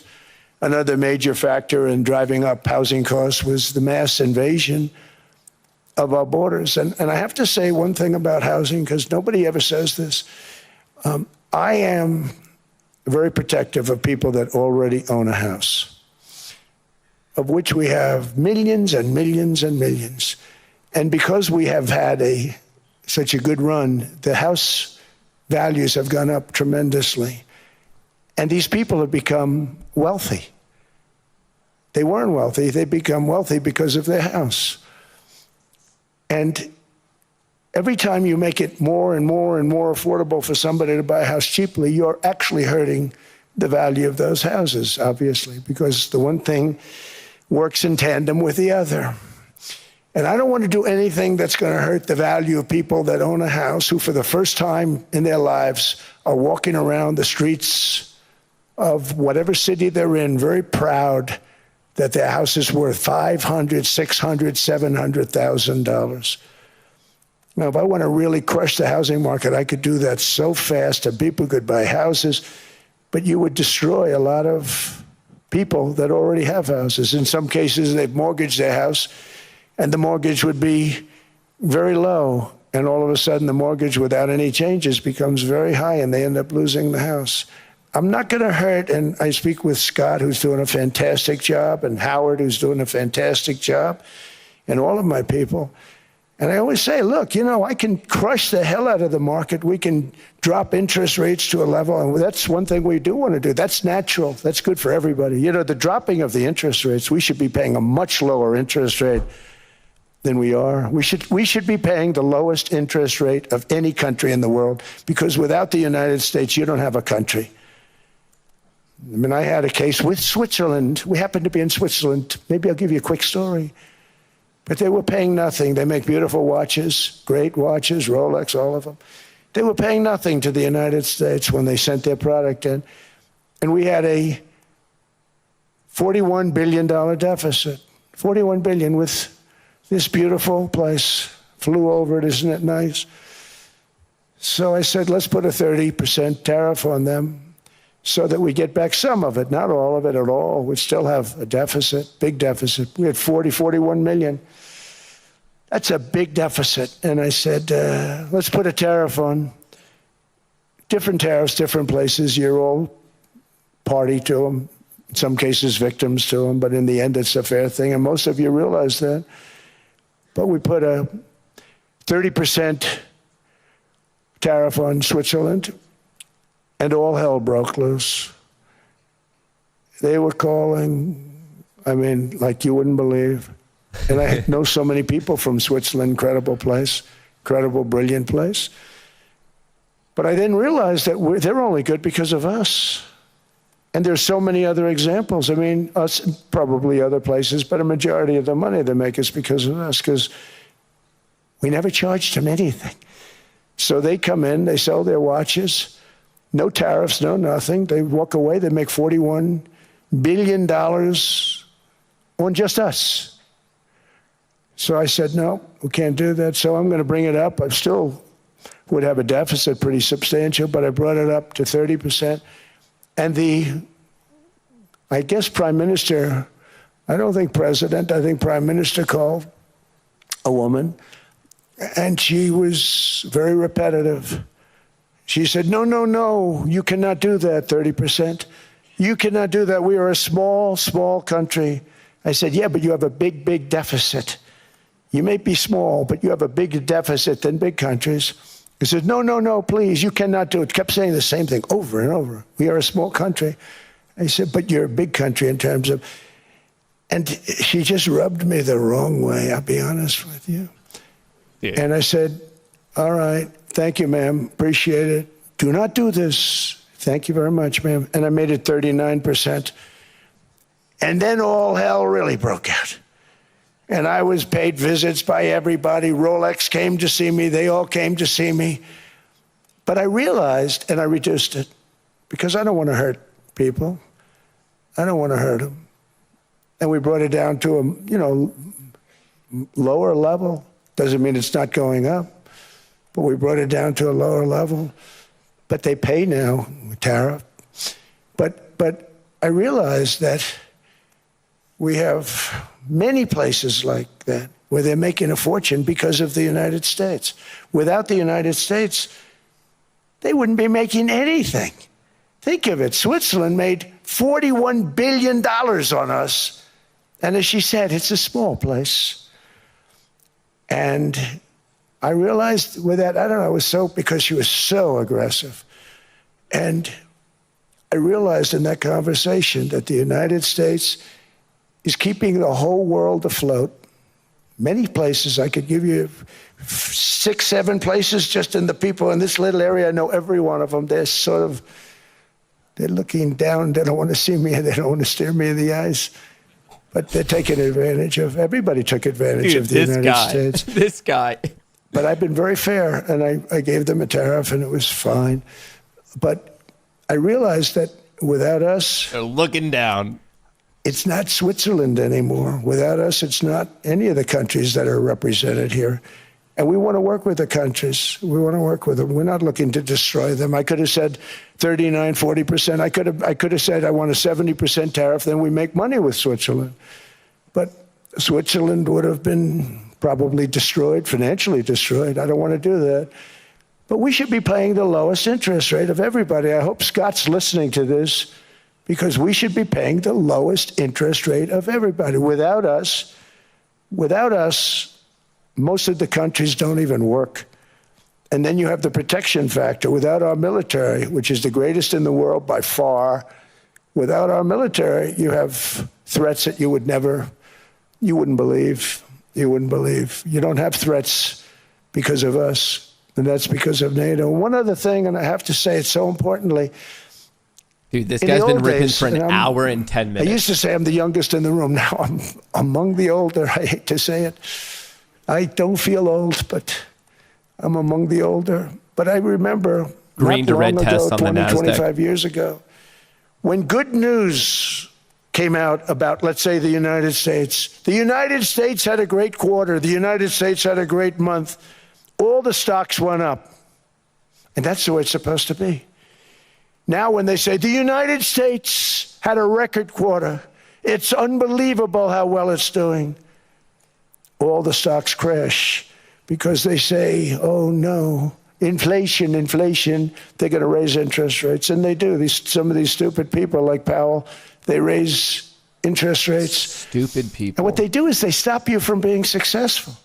It used to be when we had a great quarter, a great month, great earnings, great anything, any good news, the stock market went up. That's the way it's going to be. We got to do that again, because that's the way it should be. Now when we have a great month, they want to kill it. Like we did over 5%. People were surprised. We should do 20%. We could do 25%. When we announce good numbers, and the reason is they're so petrified of inflation. And growth doesn't mean inflation. We've had tremendous growth with very low inflation. In fact, growth can fight inflation, proper growth. So we want to get back to the days when we announce great numbers, because we're going to be announcing phenomenal. You know, all these factories that are being built at record, thousands of businesses are being built right now. Remember, $18 trillion is invested. I think the second number is 3, and that was China many years ago. Order Investments submitted. in the country from outside. Order submitted. 18 trillion, nobody's ever seen it. That's filled. money coming in and building things, factories. Thousands of businesses are being built, thousands. Hundreds of big factories, car plants are moving back to the United States. They're coming in from Canada, they're coming in from Mexico, from Japan. Japan's coming in and building plants here in order to avoid tariffs. They're coming in from China, they're coming in from all over the world. We have more plants being built now, car plants, than we've ever had built, even in the heyday from the 1940s and 50s. And they're bigger. They don't use renovations anymore where they take an old plant, they rip it down, they build a brand new plant, super modern plant. But it's happening at levels that nobody's ever seen. In 2024, the U.S. built less than 2 million new homes, but Biden admitted more than 8 million new migrants. And those days are over. In 2025, for the first time in 50 years, the United States had reverse migration. Boy, that was nice. And these were criminals that were being taken out of our country because they allowed people to come into our country from jails, from gangs, drug dealers, murderers. 11,888 murderers. We've gotten most of them out. And then ICE gets beat up by stupid people from leadership in Minnesota. We actually are helping Minnesota so much, but they don't appreciate it. Most places do. You know, Washington, D.C. is the safest place now in the United States. It was a very dangerous place to walk, and now you can walk with your wife, your kids, right through the middle of the city. Right now, Washington, D.C. is as safe as it gets. It was one of the most unsafe, I had to admit. We sent in the military, the National Guard. Within 2 months, it was great. Within 3 months, it's like a really great place and a safe place and a beautiful place. It's even been cleaned up. The graffiti's gone. The fences are gone. We don't have to worry about fences anymore. All of the places, the grasses are cut and replaced with new grass in many cases. It's all going to happen in the spring. But Washington and D.C. is beautiful again, and it's safe. New restaurants are opening up. They were all closing. Now you can't get into a restaurant. Restaurants in Washington, D.C. are all opening. Memphis also, Memphis, Tennessee, New Orleans, Louisiana. We're there for 3 weeks. We've cut the crime down by 64%. Within another month, we'll have virtually no crime there. We can do that all over. We're going to help the people in California. We want to have no crime. I know Gavin was here. I used to get along so great with Gavin when I was president. Gavin's a good guy. And we're going to, if he needed it, I would do it in a heartbeat. I'd love to see. We did help them a lot in Los Angeles, a lot with the early in my term when they had some problems. But we would love to do it. I will say this, if I were a Democrat governor or whatever, I would call up Trump. I'd say, come on in, make us look good, because we're cutting crime down to nothing. And we're taking people out, career criminals who are only going to do bad things, and we're bringing them back to their countries. But where we've done it has been amazing, and we have a capacity to do it at much greater levels. We're cutting illegal aliens off welfare and other government benefits, and I have directed that starting immediately, there will be no more payments to sanctuary cities, because they are really just sanctuaries for criminals. They're really protecting criminals, and those are the ones we have to get out of the country. Murderers, drug dealers, the mentally insane. They emptied their mental institutions into the United States. And despite that, we have the lowest crime numbers that we've ever had in the history of the country. Just came out. But equally importantly, we're cracking down on more than $19 billion in fraud that was stolen by Somalian bandits. Can you believe that Somalian? They turned out to be higher IQ than we thought. Oh my these God, are low dude. IQ people. How did they go into Minnesota and steal all that money? And we have, they're pirates, they're good pirates, shit, right? dude. But we shoot them out of the water just like we shoot the drug boats out. They're not pirating too many boats lately, do you notice? When they go out into those boats, they want to take over a Lord. $1.5 billion tanker loaded up with oil. And they say, we're going to blow up your boat. They have powerful weapons. You hit the side of the boat, you blow the whole thing up. Order the insurance filled. companies are petrified, so they say, just give them the boat. We'll give them Order filled. money instead. And I don't do that. We blow them right the hell out of the water. We see them going out, we blow them out of the water. We don't have any pirates so much anymore. If we do, they won't be there long. We've cut down with the hitting of the boats that are loaded up with drugs, including submarines. Can you believe they actually buy small, they call them mini subs, very fast. They're meant for drugs. We've knocked out 2 of them. The Democrats say they were fishing. You have ruined somebody's fishing weekend. I would say a submarine is not a fishing boat. You don't fish. But we've knocked down drugs by water, the oceans, the sea, by 97.2%. Think of that. And I actually say, who the hell are the 3%? Because I would not want to be piloting one of those boats. We knocked them down, and now we're going to start on land. We're going to knock it all out. The land is the easy part. What we did on sea is incredible, and that's our great military. Order submitted. The situation in Minnesota reminds us that the West cannot mass import foreign cultures which have failed to ever build a successful society of their own. I mean, we're taking people from Somalia, and Somalia is a failed, it's not a nation. Got no government, got no police, got no military, got no nothing. And then we have this fake congressperson who they just reported is worth $30 million. You believe this? Ilhan Omar, talking about the Constitution provides me. She comes from a country that's not a country, and she's telling us how to run America. Not going to get away with it much longer, let me tell you. The explosion of prosperity and conclusion and progress that built Order the West filled. did not come from We our are tax making codes. bank It ultimately this came morning. from our 1, 2, very 3, special 4, culture. 5, 6, 7, This is the $8,000 precious already inheritance locked that in. America and Europe have in common. We share it. We $8K share locked it, but in. we have to keep it folks. strong. We have to become stronger, more successful, and more prosperous than ever. We have to defend that culture and rediscover the spirit that lifted the West from the depths of the Dark Ages to the pinnacle of human achievement. We live in an incredible, changing period. It's an unbelievable time, but we have to take advantage of the time that we're in. In our hands are technologies that our ancestors could scarcely have. I mean, they couldn't have even dreamt some of the things that Watch we see 58 today. here. And so rapidly they're produced. I mean, AI, 2 years ago, nobody ever heard of the term, and now everybody's talking about it. And it can have some very good purpose. It could also have some dangerous purpose, and for that we have to watch out. But some tremendous things are happening because of it. And we're leading by so much. We're doing so well. But opportunities that are bigger and grander than ever before in human history are right before us. It is the pioneers in this room. Many of you in this room are true pioneers. You're two truly brilliant people. Just your ability to get a ticket is brilliant because you have about Vol is coming down. 50 people for every seat. I don't know what. That's Larry. Everything Larry touches turns to gold. He made this very successful. But you're in this room, and some of you are the greatest leaders anywhere in the world. You're the greatest brains anywhere in the world. And the future is unlimited, and to a large part because of you, and we have to protect you, and we have to cherish you. I always say we have to cherish our brilliant people because there aren't many of them.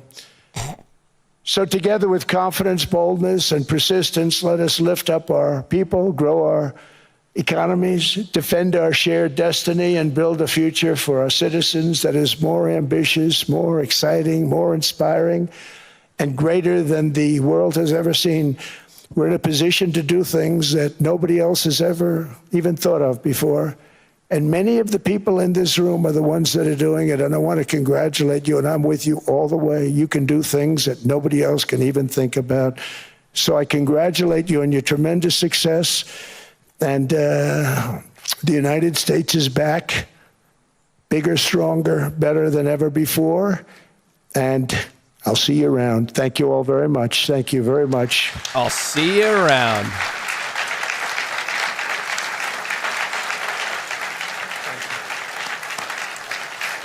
Thank you. Market's popping. VIX is getting crushed.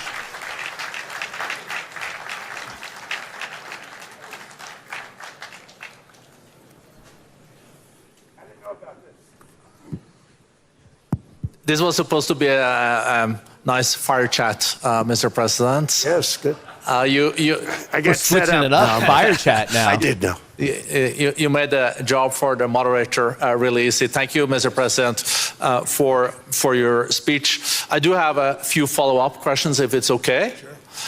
I don't think I should start with Greenland, maybe. I'll start with the economy. The U.S. economy is doing really, really well.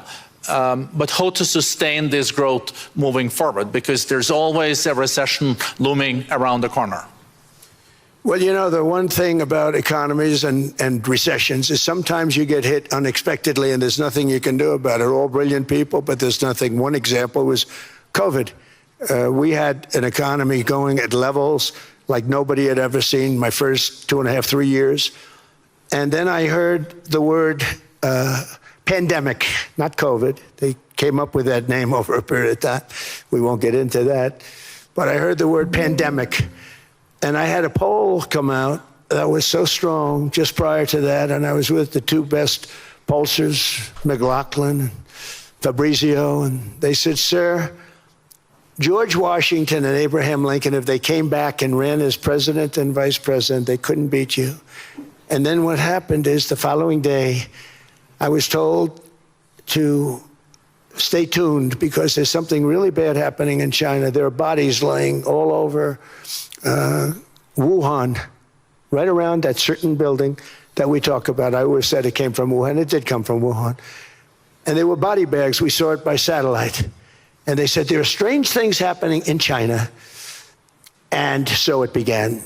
And we ended up with the COVID, and the whole world suffered. We did a phenomenal job. I don't think we got the credit we deserved. We did something that Operation Warp Speed, which some people say was one of the greatest military feats ever. We did a great job. Used our military, used a lot of people. But sometimes you get hit with things, nothing you can do. You get hit with things like that unexpectedly. And we got through it. And when I left, the stock market was higher than it was previous to the COVID coming up. And I called it a great achievement. But things happen, bad things happen. The things that we can stop are wars if we're smart.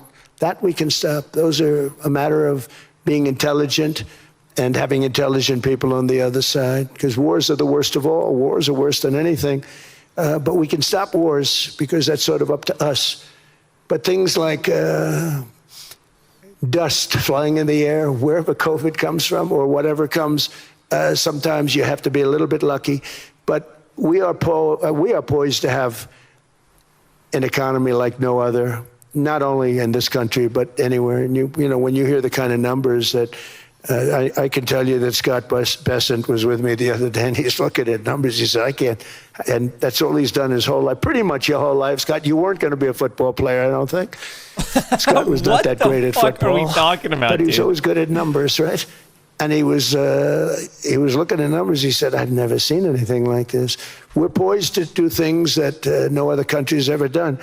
And, you know, luck, I hate to say it, but we need a little luck. We don't want to get hit by something that nobody could have thought. Whoever thought we were going to hit by a pandemic? You know, when I heard the word pandemic, I said, oh, that's an ancient problem.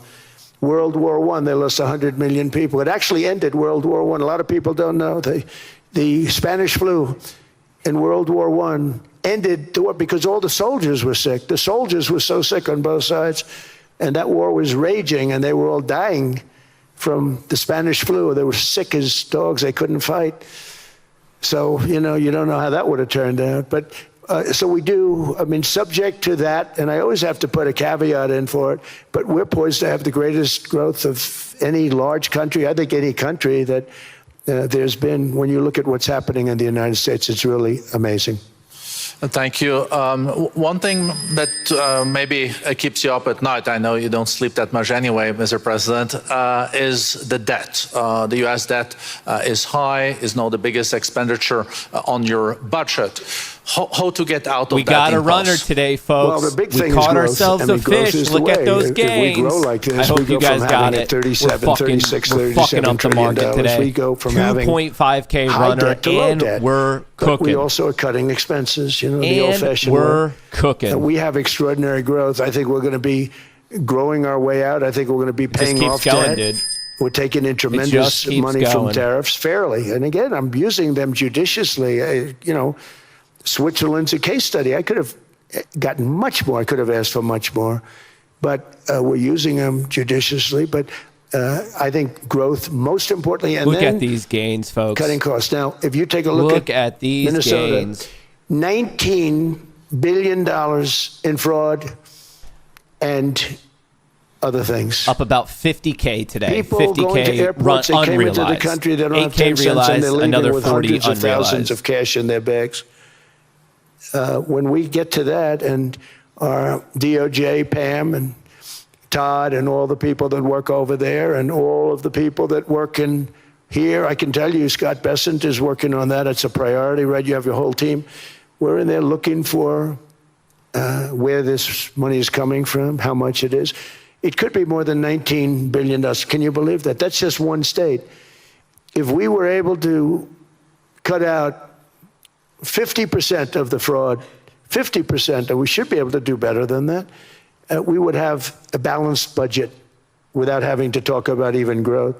So we have a lot of options, but we're working very hard on that. That's a big deal. It's not just the protests, the fake protests done by agitators and professional insurrectionists. That's what they are. They're professional troublemakers. But we are looking very strong at the money too in Minnesota and other places.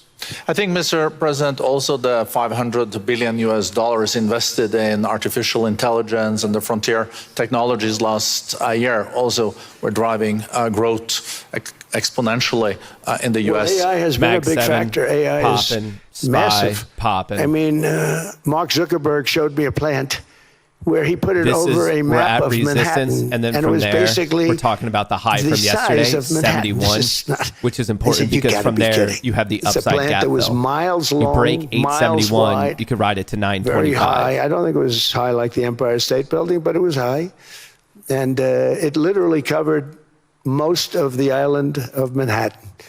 That's called a big plant. And when I heard they're going to spend $50 billion building it, I said, what are they, if you spend $50 million, you can build a nice little shopping center. If you spend $500 million, you can build a good shopping center. But how do you spend $50 billion? When I looked at this thing, I said, you think you'll be able to do it for that? It's amazing when, some of the plants that I see, and I see them all, and again, so big is we're letting them build their own electric generation.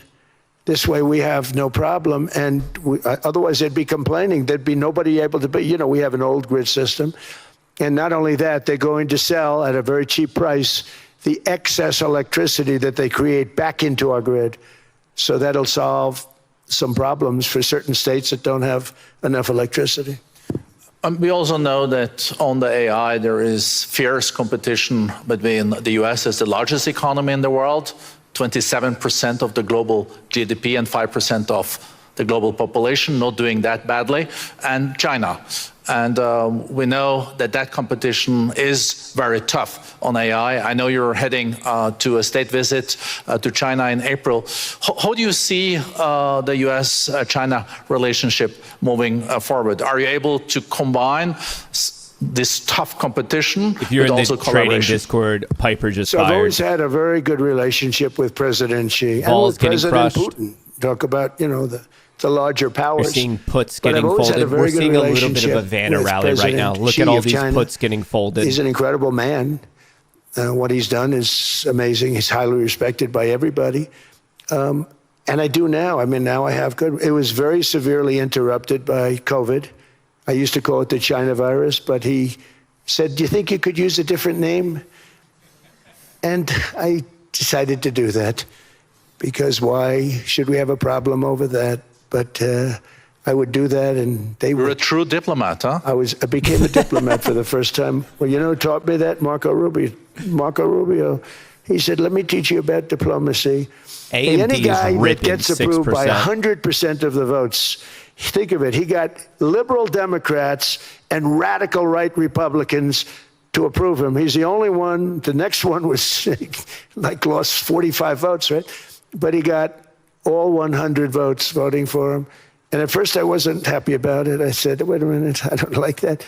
And now it turns out that the Democrats probably wish they didn't do that.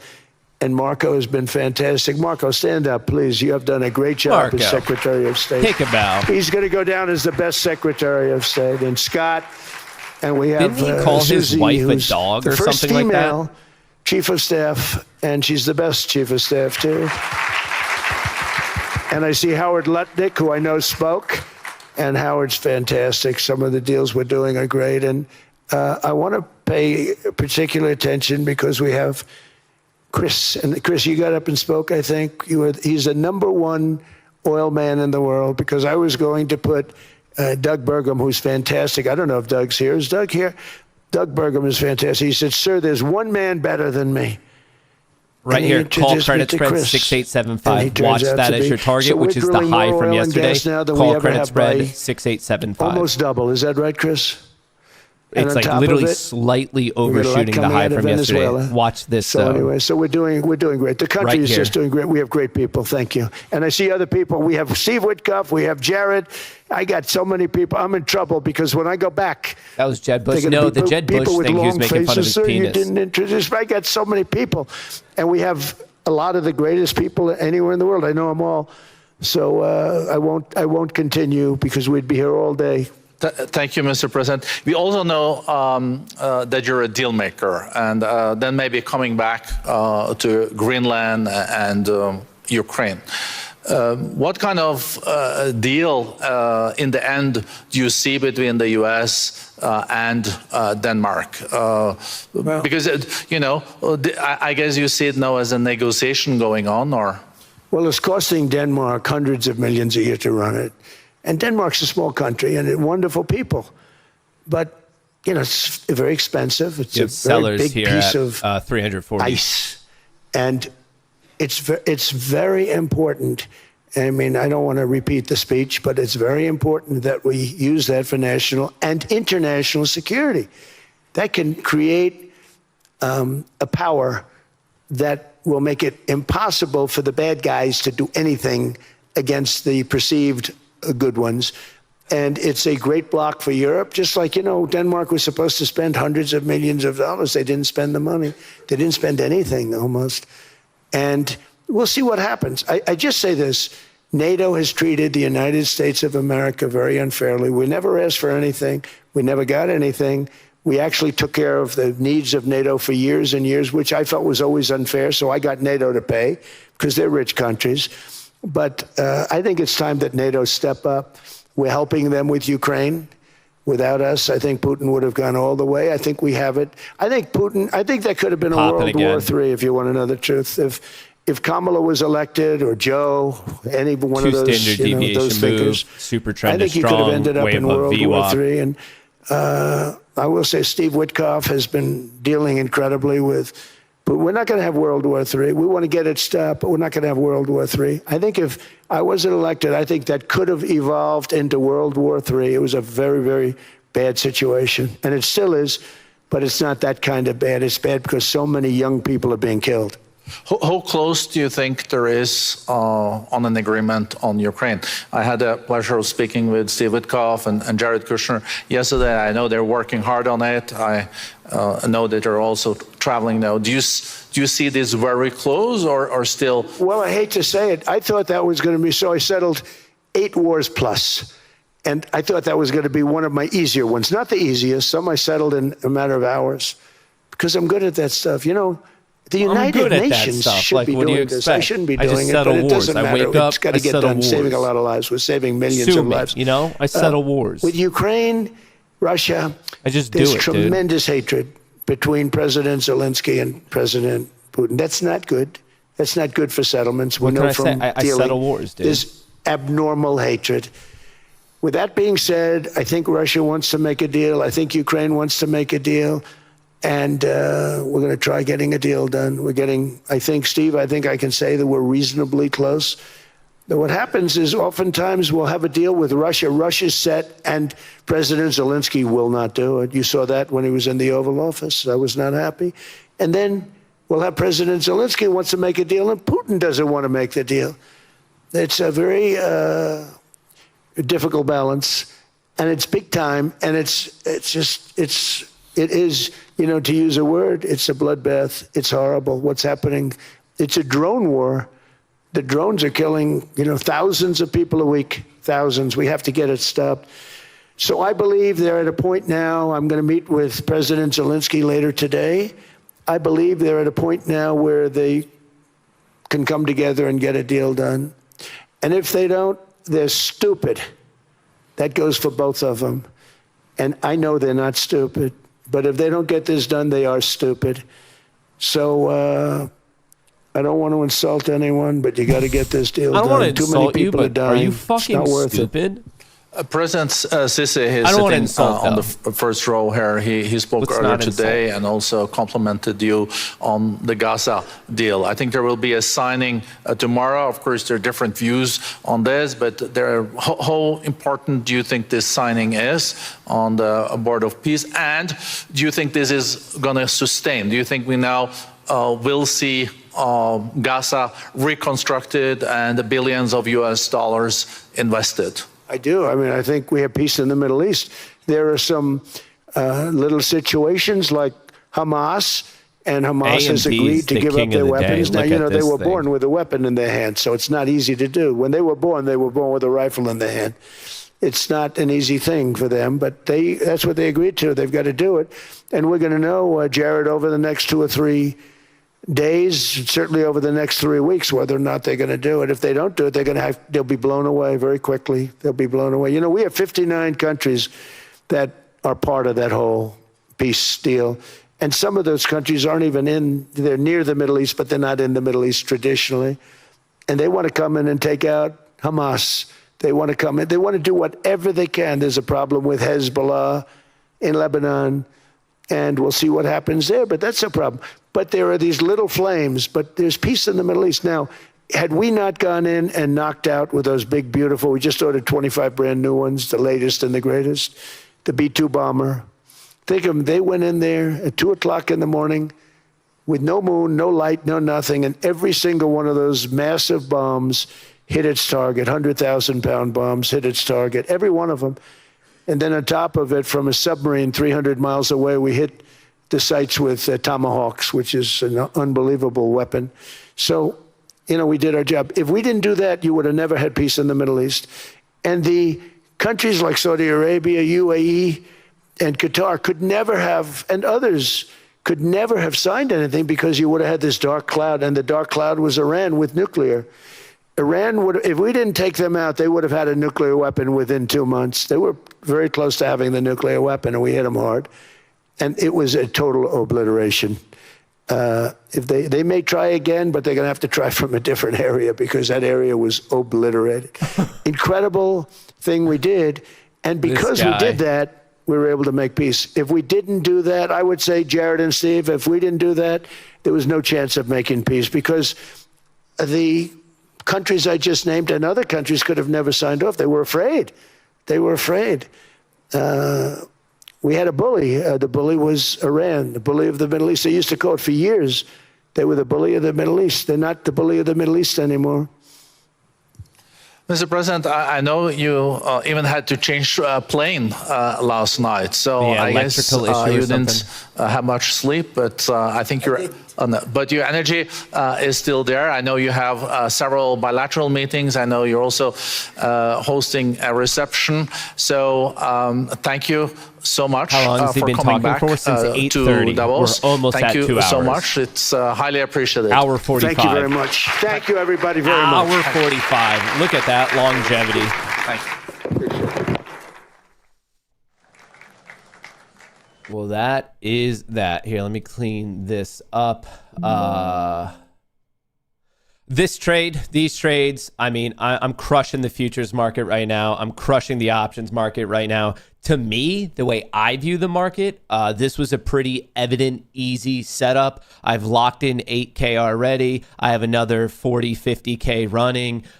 We're looking good. My stop's already in the money. I'm not losing money on this. I have a runner. Once in a while, you go fishing and you catch one of the big ones. Looks like we might potentially have a great white on the end of the lure today, but I don't know. All I can tell you is the cast was free. The bait was free. We're fishing. Maybe we catch that trophy fish. Maybe we don't. All I could tell you is we're sitting pretty and it's a free lotto ticket play. Of course, if I'm handling this well, I don't think I'm going to let it get it all the way back down there. I would hate to ride it all the way up this much just for it to knock me out at a VWAP retest, and then it bounces anyway. So like all the work for nothing. But it's really not nothing because I've already locked in on the quote unquote smaller accounts. My 5 smaller Apex accounts, good, locked in 1.2K. I did pass the Lucid one today. I think I just need a couple more trading days, but I hit the profit target. Same with FFN. So the bottom 3 here that I'm highlighting, we are looking good. I hit the profit target. I think I just need more trading days.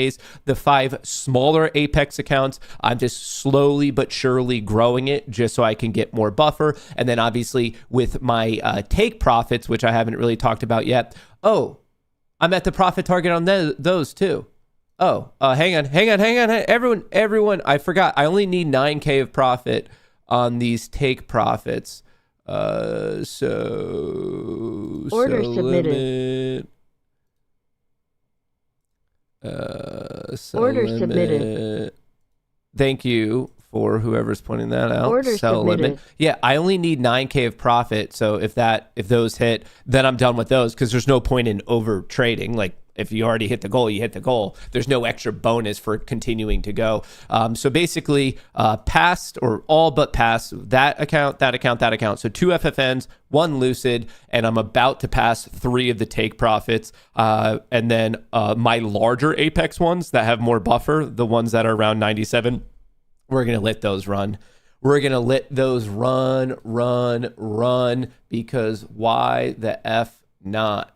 Why not? Come on, let's just lock those in. Come on.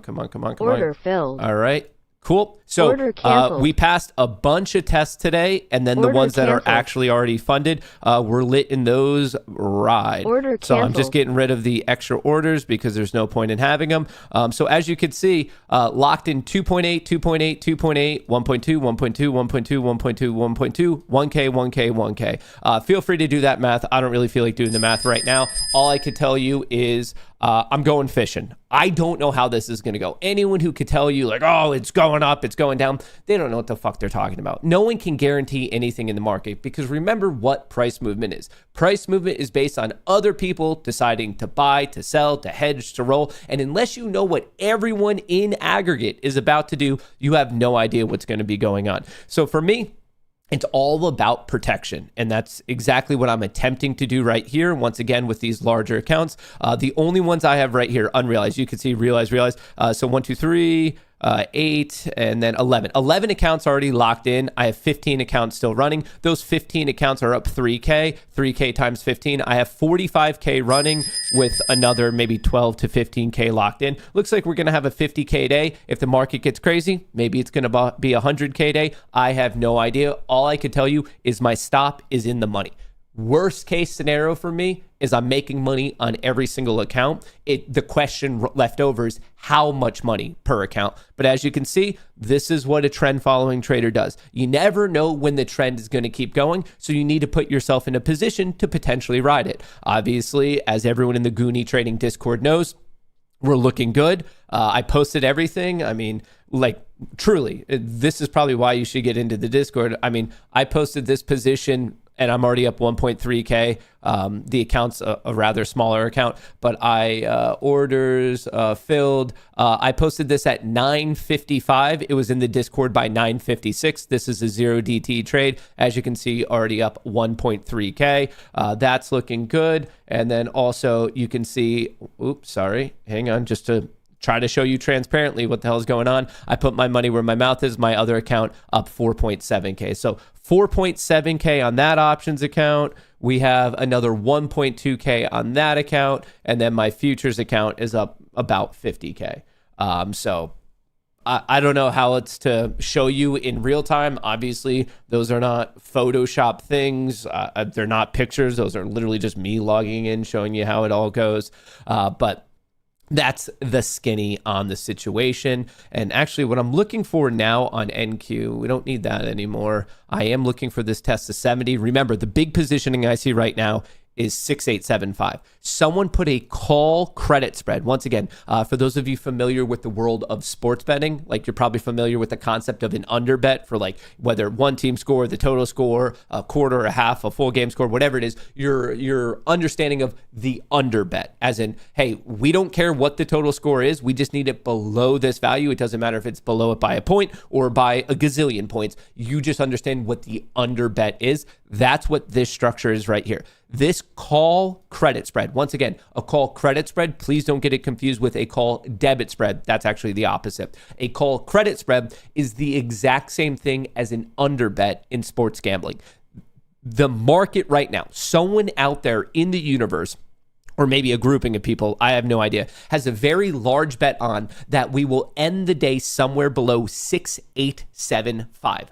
It doesn't matter if we're at 6874. It doesn't matter if we're at 100. They just care that it's below 6875. Once again, that is the large zero DTE play that is on the chart right now, which means that what we should be paying attention to is pretty much the breakout high from yesterday. If you look at yesterday's high right here, top of your screen, 6871. Maybe you can see it a little bit better right here. 6871. We hit that around 1040 yesterday. This person is basically saying, hey, yeah, we might break above it at some point intraday, but when the market closes at 4 p.m. Eastern, they do believe it's going to be under. So what does that mean for us, for the people paying attention to the charts, trying to figure out what the hell is going on, what the hell is not going on? It means that that's going to be resistance, as in, if there's enough buying aggression, yes, we can break above it. But as of right now, it is a clear ceiling. So it's not necessarily just like smooth price action and we'll just chop through it like a hot knife with butter. Probably not going to happen. It is legitimate resistance. And when you have walls like that, instead of being a 50-50 shot, let's call it a 55-45. What's interesting about it, though, is whenever you have those levels of resistance, even though they might be difficult to break, if you do break it, it's kind of like the snapping of a rubber band. So imagine as price goes up, the rubber band is stretching out and out and out. Well, the more rubber band stretches, the more likely it is to kind of come back. But if you overstretch it and you snap it, as in break through this position, it actually kind of has the opposite effect, and it increases the chances of even going higher faster. And in this case, we would then be clearly targeting 6,900, key technical level, key psychological level. As you can see, it's also a key gamma level. And then from there, if things were to get wild, my reach target on the day would be 6,925. The odds of that happening, just to be completely frank with you, they're rather low, but I just want to put it on your radar. But once again, really what I'm looking for at this point in the day is for us to hold this region between 45-55. This right here is kind of a choppy region, which is exactly where price is reacting to. So I want to see what happens here. If the bulls win this fight, the clear next level is between 71 and 75. Maybe we break, maybe we don't. From there, we'd be talking about 6,900. The bear case would be obviously a rejection at any of these levels. Would I potentially send us back to the next level of support? In this case, we are currently in a choppy decision zone. We haven't taken out this swing low that we saw at 1010. We might be heading for that. From here, if we don't hold 840, I would then be looking at the top of the transition zone at 825, which once again is, surprise, surprise, where we see some of these players. The context has changed a little bit, but right here, 55, we just started to run into positive gamma. The positive gamma is this purple zone. So we ran into it, currently acting as resistance. If it gets knocked and knocked hard, we could easily revisit 810 just because I see nothing but negative gamma in between that. So basically between 850 and 815, expect some larger swings for sure. Expect some larger swings for sure. Someone said Ken Griffin is currently on CNBC. We don't need that. We don't need that. What is he saying? Globalization. It's a little different than anti-globalization. It's much more of how do we make sure that the American worker is treated fairly. Yeah, so on that point, we have seen a number of new policies roll out from the Trump administration. They're trying to address housing affordability, for instance, having Fannie and Freddie buying mortgage-backed securities, trying to get the private sector out of home buying. What do you think of some of these policies? So I think this is a situation where the president, again, really good instincts on the problem. Housing has become unaffordable for far too many people. Tesla's popping in their there. mid to late 20s who are hoping to start Nvidia's a family. popping too. Just unaffordable. AMD's popping, And the Nvidia's challenge popping, Tesla's popping. Is that there's a fair amount of home equity in the hands of people who are homeowners. Google's popping. And the way you solve the housing problem in Palantir. America is you increase supply. Right. Nothing brings down prices like more supply. And here's where the power of American capitalism needs to come into play. We need to increase the supply of housing. We need, if you were to ask me, I would put pressure on Fannie and Freddie. Do not underwrite mortgages in counties that do not have an expedited permitting process and a set of permit requirements that are readily achievable by a home builder. We've done way All right, too much. this is getting a little bit boring, but just so you guys know, I do support Trump's and the administration's effort to stop big players from buying homes because it is making it difficult. But Ken Griffin does have a point of another way to drive down prices is to increase supply. So maybe incentivize builders. I think that's a pretty valid economic point.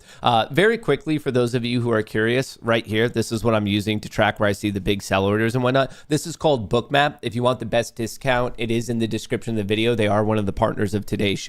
But I just like to see where the sitting sell orders are, the sitting buy orders. It's called Bookmap. It's basically just a really high-end data analytics, visual DOM depth of market. So shout out to Bookmap. Like I said, you can find it in the description of the video. But also, we have a new stream partner, Lucid Trading. Lucid Trading right now, you can see I just got my first account right here, LFE Lucid. They're rolling out with a brand new product that I thought was interesting. It's called Lucid Black. This is brand new. You can take advantage of this deal with code Goonie. It is pinned to the top of chat. It is in the description of the video. But I thought this was a pretty interesting offering, so I just wanted to share it with you. Let's take a look at the 50K account. Once again, Lucid Black, brand new account. So first thing you're going to notice, it's the cost is on par with the entire industry. Great. You're going to get that 40% discount with code Goonie. Right here, profit target 3K, max loss drawdown 2K. Once again, that's on par with the 50K account. But what I like is that there's no daily loss limit and there's no drawdown type. It's EOD, so it's not unrealized, which to me is a big advantage. So I wanted to point that out. The consistency is 60% instead of 40. So looking at this in terms of price, it's the same as the competitors. The drawdown type is better. There's no daily loss limit, and the consistency is even better. And of course of that, there's no activation fee. So that's the brand new product. Like I'm trying it out right now. I think it's interesting.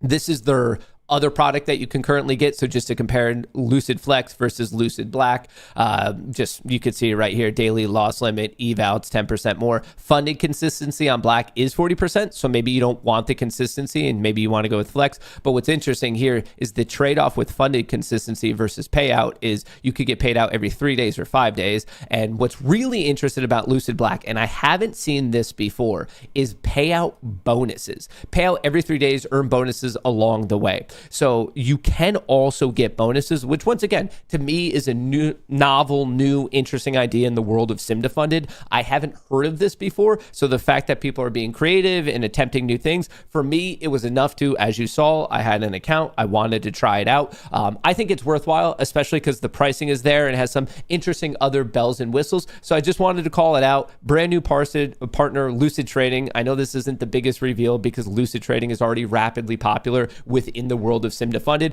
But if you want to try this deal, maybe if people were paying for it full cost and you're like, dude, I don't want to do that, you could get 40% off, which is the best deal off with that code Goonie, Goonie. But I like the fact that there's no daily loss limit. The drawdown is not from unrealized high. It's from your EOD, which is way better. And they have bonus payouts and the consistency, depending on the account you pick, it's either 40 or 60, but you could get paid out in either 5 or 3 days, which I thought was definitely worthwhile, to the point that I was like, you know what? I'm going to give it a try right there. I just officially passed the test today. Well, not officially. I did. I just need a couple more trading days. But in terms of the profit target, I hit the 3K without the 2K drawdown. So now from here on out, I just need to do some scalp trades. And then I'm going to be on my journey to see if I can get the payout. So like I said, check it out. It is pinned to the top of chat. It's in the description of the video. If you are sim to funded trading, I think it's at least worthwhile to consider. And a very cool thing right here, 15-minute average payout time. I know some other ones, they take a little bit as I review it. The way their system is set up, you're basically going to be paid out within the exact same hour. So pretty cool. And like I said, for the best deal, use that code GOONIE, Goonie, pinned to the top of chat in the description of the video. SPY flow is going flat. Mag 7 flow is picking up. We're almost at the intraday high on QQQ. Tesla is at an intraday high. NVIDIA is almost there. AMD is almost there. Buyers are stepping back in as we're seeing vol get hit. Remember, as vol gets hit, there's a good chance that some of your puts get puked. When they get puked, that means that the market makers don't have to be hedged to the downside, so they get out of their shorts. That causes vol to collapse even more, and it becomes a positive feedback loop. And that's exactly why we got the feedback loop to this exact level that was called out before the market opened. We're just at the next zone. From here, very, very difficult to model out what the next move is going to be. It's far easier to say, here's a key area, here's a key area. And as soon as you get to that area, then you pay attention and wait for either the next breakout or the breakdown. And then you pay attention to the next key area. So at this point, we're in between. Yes, I do believe that it's more likely we go up just because the market is more so trend following than anything else. But regardless, the next zone for me is 71 to 75. And then from there, 6,900, which actually I should be putting on the chart for myself and for anyone paying attention. Okay, 6,900. That would be the next zone. I've already done most of my trades on the day. I do have some runners right here. You can see my runners are up 3.8K, almost 4K on 15 accounts. So we're going to see how it's going. We're going to see how it is going. And other than that, premium should be, yeah, I'm not far away from locking this in, up about 1K there.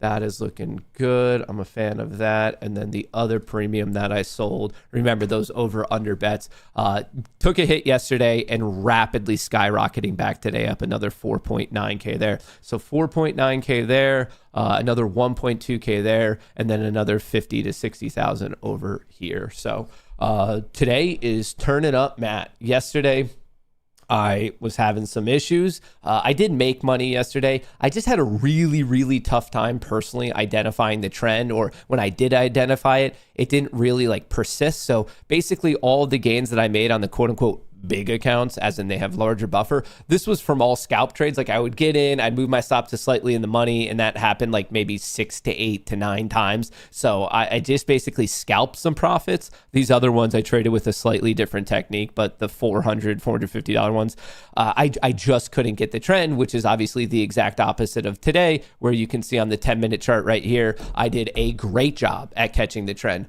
I went long right here. I waited for the pump, the pullback. Icarus fired, which is my trading system. I liked the signal. I went long, and I've been riding this trend like no other, which I think is actually a really good reminder that different trading days in the market are different. Sometimes you have whipsaw, other times you have big trends, little trends, reversals. So if you're like putting this pressure on yourself for this concept of like, nope, I need to make X amount of money every single day. Well, sometimes the market's there and it's giving it to you.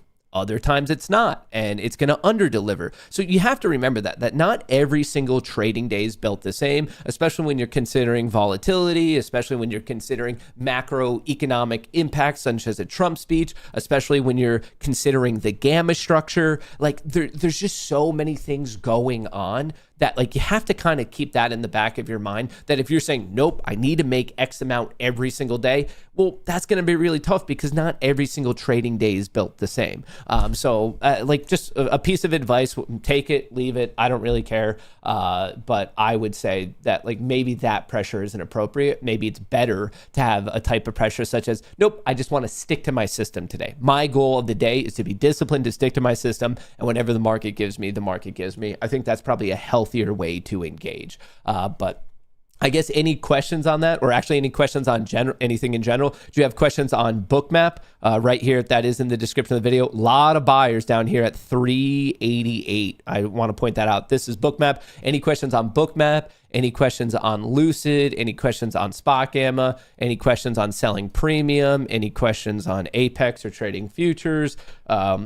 Folks, we're just watching the market grind higher and higher and higher. So this is a very, very easy time for me to not pay as much attention. And I'm more than happy to either tell you or give you advice or thoughts. You made 8K locked in. Yeah, right here. You could see it. Well, more than that, 2.8, 2.8, 2.8, 1.2 times 5, and then 1K times 3. And then I have a 4.3K runner on this one right now. So more than 8K for sure, even in the worst case scenario. Even if Trump tweeted out something silly right now and the market crashed, I would still be making a little bit of money.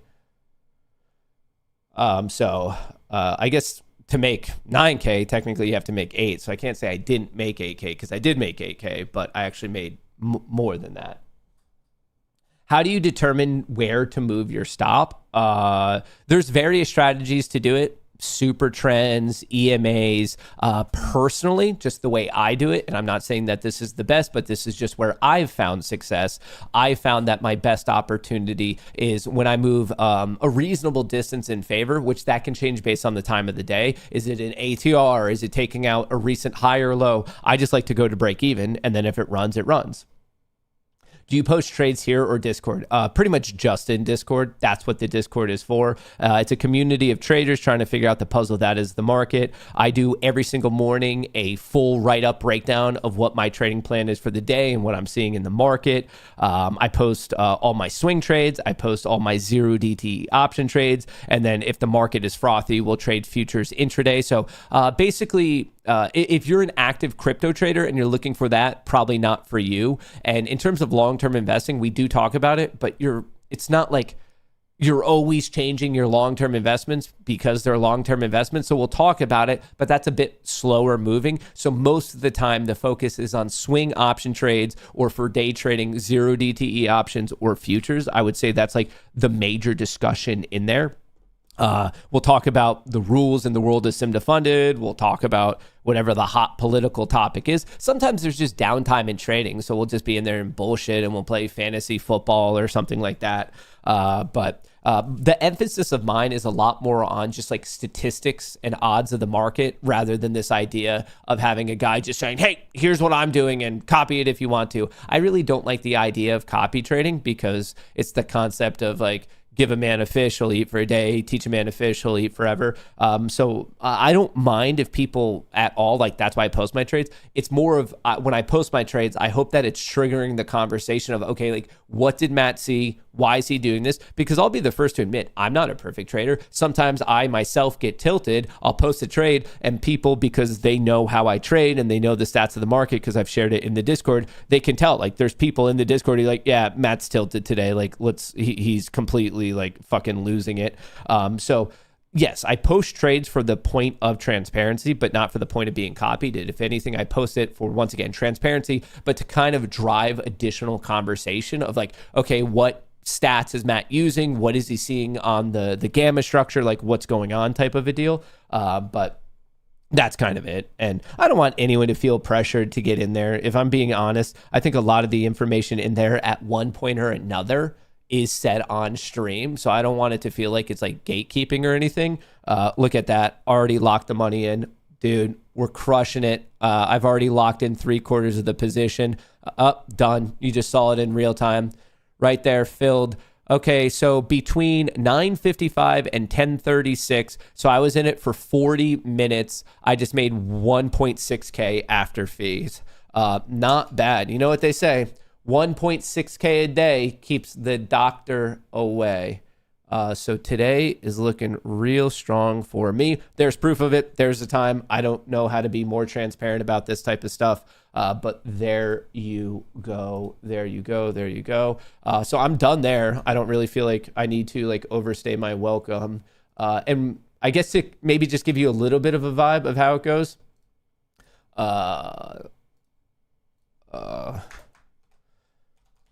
Locked in profits. Right there, you could see. So January 21st, the trade was taken at 9:55:30. It was posted in here at 9:56. Front running Piper. Piper's a strategy that I also posted right here at 10:01. At 10 a.m., that's the first time Piper's allowed to trade. And then you could see I got in at 9:55:30, out at 10:36. There was my limit sell. There was my limit buy. I made about $80 per one. I have 20 of them, so $1,600 and change. But after fees and whatnot, you can see here, I already shut it down. You guys obviously saw me shut it down, but it was like 16:10 after whatever. So that's kind of more of the vibe of how it works, I guess. But of course, if there's questions, just reach out to me, media@MatthewKohrs.com or contact@goonieTrading.com. So, and the reason I do this, I guess this is one question. It's just like, there's so many scumbags. Like, for example, I think I just tweeted it out. These are just three of the biggest scumbags in this industry. Trader's Paradise. Liar, scammer, photoshops, buys views, buys engagement. It's completely fictitious. All he's really done is blow out his hedge fund that he got his girlfriend's lawyers to invest in, and he lost them all their money. Completely blew it out. Other than that, he's just trading eval accounts and he just photoshops it. He screenshots it. None of it is real. Same thing over here. ICT, probably one of the biggest scammers in the space, the framework of how to trade. And yet he's never proved to be profitable ever. He's never had a profitable month, a quarter, a year. He's never won any competition. He's never had proof of payouts. It's literally just all marketing. And then another one here. Who do we have? Coach Dakota. This is from Top Step. He's just always has the Top Step CEO's dick in his mouth. Like these, it's all on this side of it, especially when I've been here since the craziness of AMC and GME. It's kind of really easy to see who's lying, who's once again buying views, buying engagement. Folks, I'm coming from the world of the craziness of 2021 and 2022, where people literally streaming finance was the biggest thing ever. I was streaming to 80,000 people at once. And when you do that, you kind of get an idea for engagement and chat speed and what's real and what's not real. And right now, these people who are maybe streaming to 1,000 people are saying that they're getting more engagement and followers than I was when I was at 80,000, literally 80x it. And then all of a sudden you look at the views and you're like, but no one's chatting. You look at their Twitter and no one's engaging. So you're saying that thousands and thousands of people are watching you, and yet you have no engagement anywhere else. Folks, I'm telling you, they're all full of shit. They will never show you anything transparently. They'll never show you broker statements. You're never going to see them on leaders of the payout board. If you ask them for proof of trades, they're not going to do that. If you all of a sudden see their view count versus their actual engagement, you're going to realize that it does not make sense to anyone else. This industry, unfortunately, which is near and dear to my heart, because there are times where you can do things like this and change your life. I'm up 5K. I have 15 accounts. What's that? $75,000? Someone do the math for me. I'm up 75K. I'm right now today going to make more than I used to make in an entire year, my first year out of college. And when I was in high school working at a farm for $5 an hour, I was working 10 hours. So that was $50, 5 days a week. Okay, so that's $250. Technically, I only did it in the summer, but if we multiplied it all the way out by 50 weeks, I'm making 5x that today. So why do I get bothered about this? Is because I think that this is one of probably one of the most difficult ways to make easy money, I guess is the saying in the market. But it's more so of, I'm so sick and tired of people just fucking lying about it. And it's just as long as you follow them and as long as you listen to them, as long as you give them money, they're going to be the giant gatekeeper that fucking finally lets you in on financial, I guess, success. Folks, you don't need to give me a fucking dime. If you give me 1 minute of your time, I'll tell you how to be successful in the world of active trading. I am not talking about investing. That's a different beast. If you want to be successful in the world of active trading, figure out whatever trend following methodology you like. Do you like EMAs? Do you like super trends? Do you like VWAP? Whatever it is, get in with the most minimal risk you possibly can. When it trends a little bit in your favor, move your stop to break even. If it keeps running, great, you had money. If it knocks you out for break even, all right, no sweat off your back. And then if you were completely wrong on the trend to begin with, and you're just going to take that little loss because you got in at minimal risk. It is that simple. You don't need to give me a fucking dime. You don't have to do anything. You don't have to spend hundreds and hundreds of hours of studying stupid fucking things like fair value gaps or this or that. Yes, can certain things improve it, such as being able to identify where big money is, of saying, okay, cool, I'm seeing this, I'm seeing that. Yes, those things can improve it. Tracking options flow, maybe it increases your confidence, something like that. Okay, yes, it can improve it. But if just to be profitable, if you're like, nah, man, I don't really need to be that specific, I'm just looking to be great. Folks, you don't have to give me a cent. What you should do is just be reasonable about it. Understand that no one in this world can predict where the market's going to go. Assume the next bar, whether green, red, up, down, sideways, is 50-50. If you're in and you caught a fish, move your stop to break even and ride it. Allow yourself to be in an asymmetric situation where your winners, even though they might not happen that often, are so large that they're going to pay off maybe a succession of small losers. The name of the game for any successful trader is to just not take large losers. The best traders are not the best traders. The best traders are the best risk managers. That's it. That's the big secret to trading. The big secret to trading is just don't take big losses. And if you don't take big losses, your life will be A-OK. Tell me about True Trading Group and their $1,000 subscription fee. I don't work with them anymore. What is your P&L for Discord trades in 2025? I don't know off the top of my head, and it's also tranched out. The swing trades, the 0 DTE trades, and then obviously the futures trading. As you can see on the screen, the futures trading is by far up the most. The 0 DTE trades are up too, and I think the swing trades are currently under, but that's just because a lot of the positions right now are currently unrealized. I think if I were to close everything out, it would be close to break even. But once again, we're 21 days into the new year. The best traders have whatever, bad or good weeks and months. That's a small time frame. Same thing with the worst traders. You could be the worst trader in the world and still up in a month. You could be the best trader in the world and still down in a month.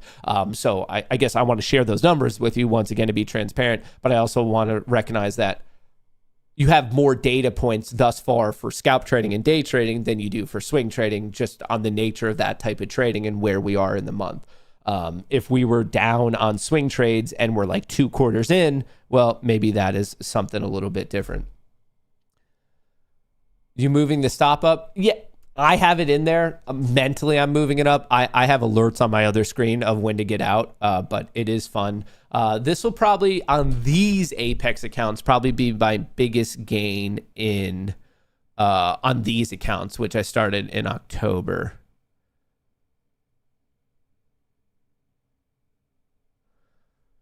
But we have a runner. I do want to let you know that we are coming up to a key level. If you are running with this right here.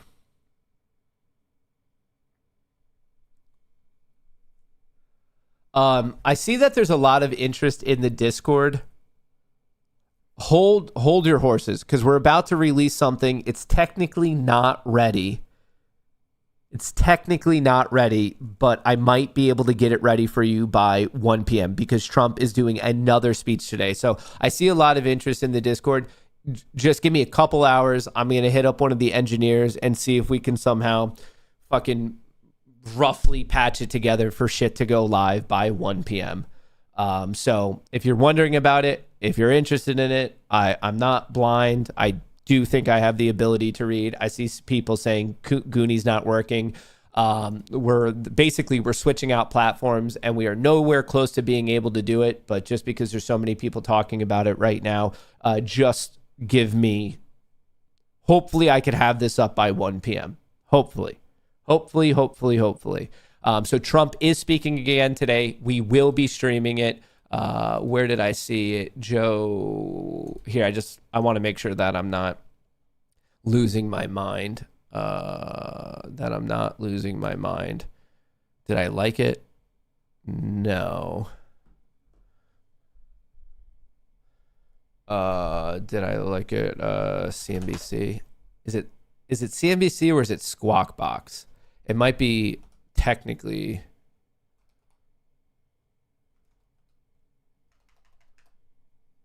Is it Joe Kiernan? Is it under his? I don't even know how to spell Joe Kiernan. Where did I see it? Was it Squawk Box? He's sitting down with the group this morning.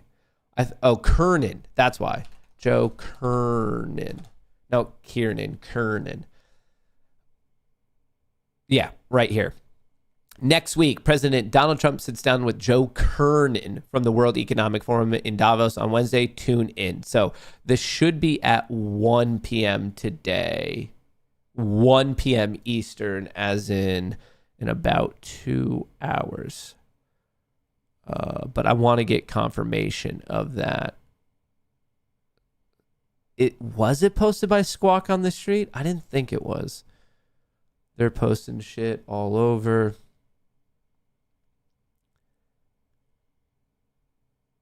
No, I'm not seeing it there. I didn't think it was there. Pretty sure it's one. Can someone correct me if I'm wrong? Oh, link in Discord.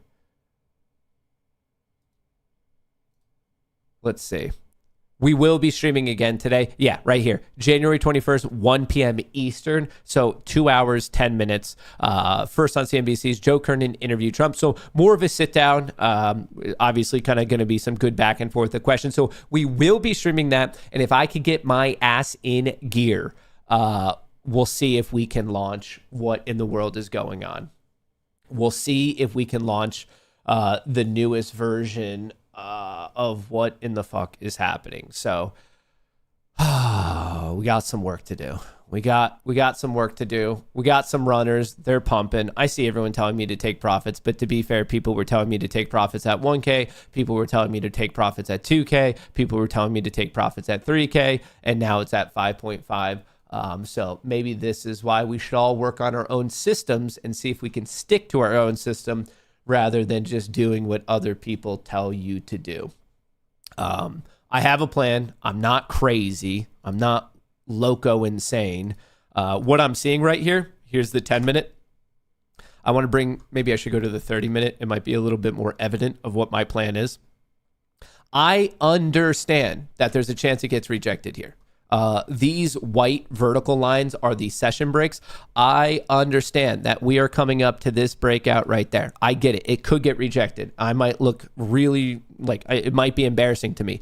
But imagine if it can break above 470, the next thing to stop it is 680. That's another 200 points. That's another $4,000. That would put me at almost 10K per account. So I'm willing to take this risk reward. Yeah, I can move my stop up. I'm not saying I'm going to get out for break even. If it starts to get knocked and maybe it's testing like 400, 350, maybe I'll get out here, but why not give it a shot? The risk reward is if I let this get knocked about 70 points, let's call it, that's about 1.4K. So I'm down at $4,000. Cool. I'm really stoked with a $4,000 gain. I'm very, very stoked.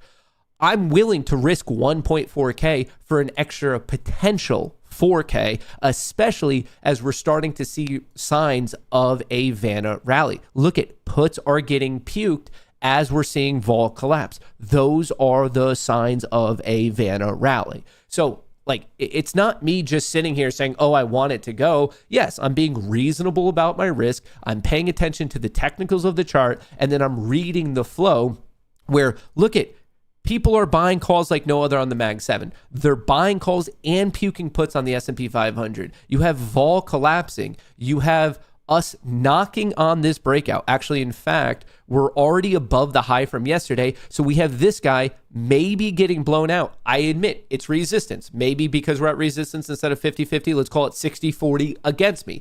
But is it worth that risk where if we pop, we might be talking about an easy push up to 6,900. And then from there, I see even more negative gamma. So this isn't me just saying, oh, it has to go. It has to go. No, we're seeing slowly but surely what is happening here. So I like it. I like the shots. Maybe it gets rejected. Maybe I'm onto something. But for me, you can breathe a giant sigh of relief when your stop's already at break even. Would it be embarrassing if it comes all the way back down? Yes, obviously I'd be very fucking embarrassed. But once again, like the pressure that's taken off your shoulders when like literally the worst case scenario is you still make money, you can't fuck it up that bad. If as a trader, you're always perpetually focused on making the worst case situation break even, you're A-okay. You're absolutely A-okay. And if it goes, it goes. I hope it goes, obviously. I'm liking the fact that I'm crossing the 100K psychological level. That's cool to me. That officially, remember, these accounts all started with 50K. So if I can get this bottom one here, if we can go another 50 points, I suppose, this bottom one would be my lowest value one, would officially be also above 100K. So that would put us at 520 if we could get there. If we can get up to 520, that would be, I officially doubled the accounts from late October. These accounts started on October 21st. So in 3 months, I doubled the accounts, and 50K times 15. 50K times 15, that's $750,000. I'm great at demo money. These are funded accounts. I could take out the money. It's not demo money anymore. It is real funded money. I've had 5 payouts.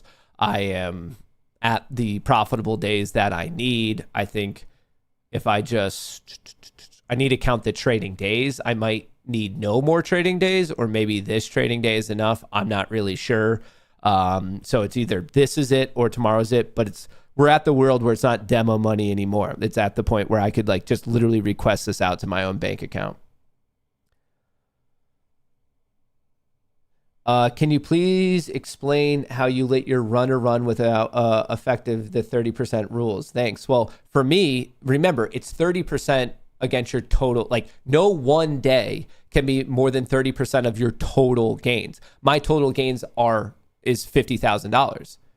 So what's 30% of that? 15K. So I can't have a gain above 15K. So it's relative to what your total profits are. So that's how you do it. I mean, you can quote unquote let it run relative to where, or let's say your very first day is good. Let's say it starts with 50K and your first day you have a 3K runner.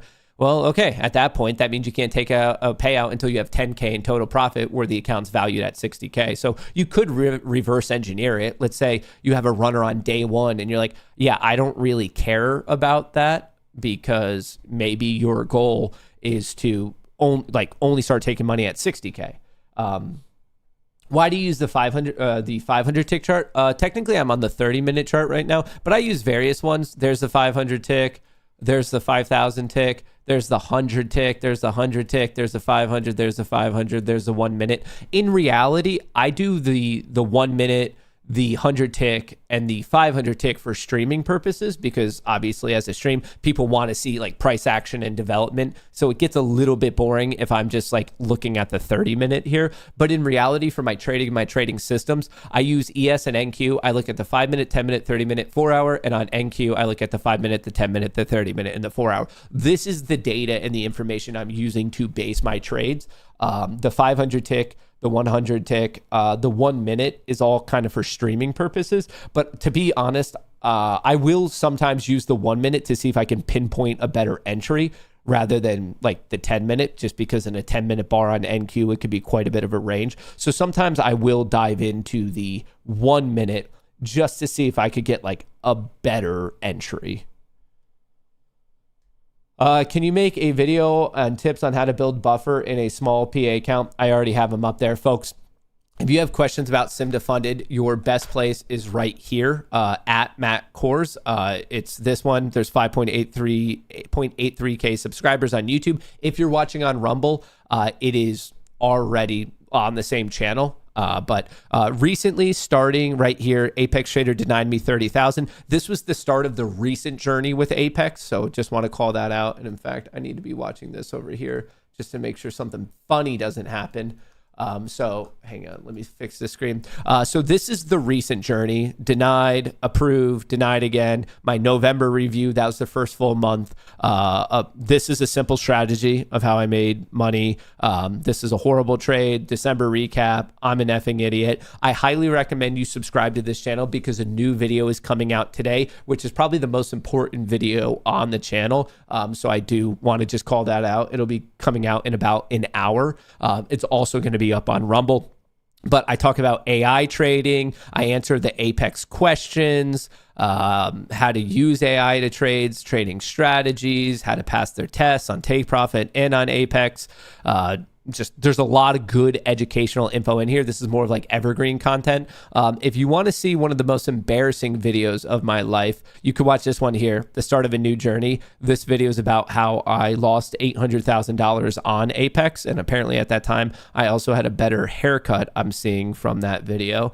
Some options trading strategies, a lot of great information. It's free. You don't have to pay for it, but I just want to call it out. And I would say pretty good looking hair over there as well. Pretty good looking hair over there as well. So folks, here's the plan. I have to do some stuff in the Discord. I'm going to do everything I can to get the newest version of the Goonie Discord up today. It's going to be rough because we're rushing it. In fact, it's not supposed to come out until February, but just because I see so many people talking about it, we're going to see if we could get like a rough variant up of it right now. So I'm going to kind of take a break here. We're going to be back at 1 p.m. this afternoon. So I'll see you in 2 hours. And in the meantime, I'm going to see if I can do what I need to do. I can't make any promises, but we're going to see if we can pull a magic rabbit out of our ass. Folks, today, relatively simple day in my book. I hope you made a buttload of money.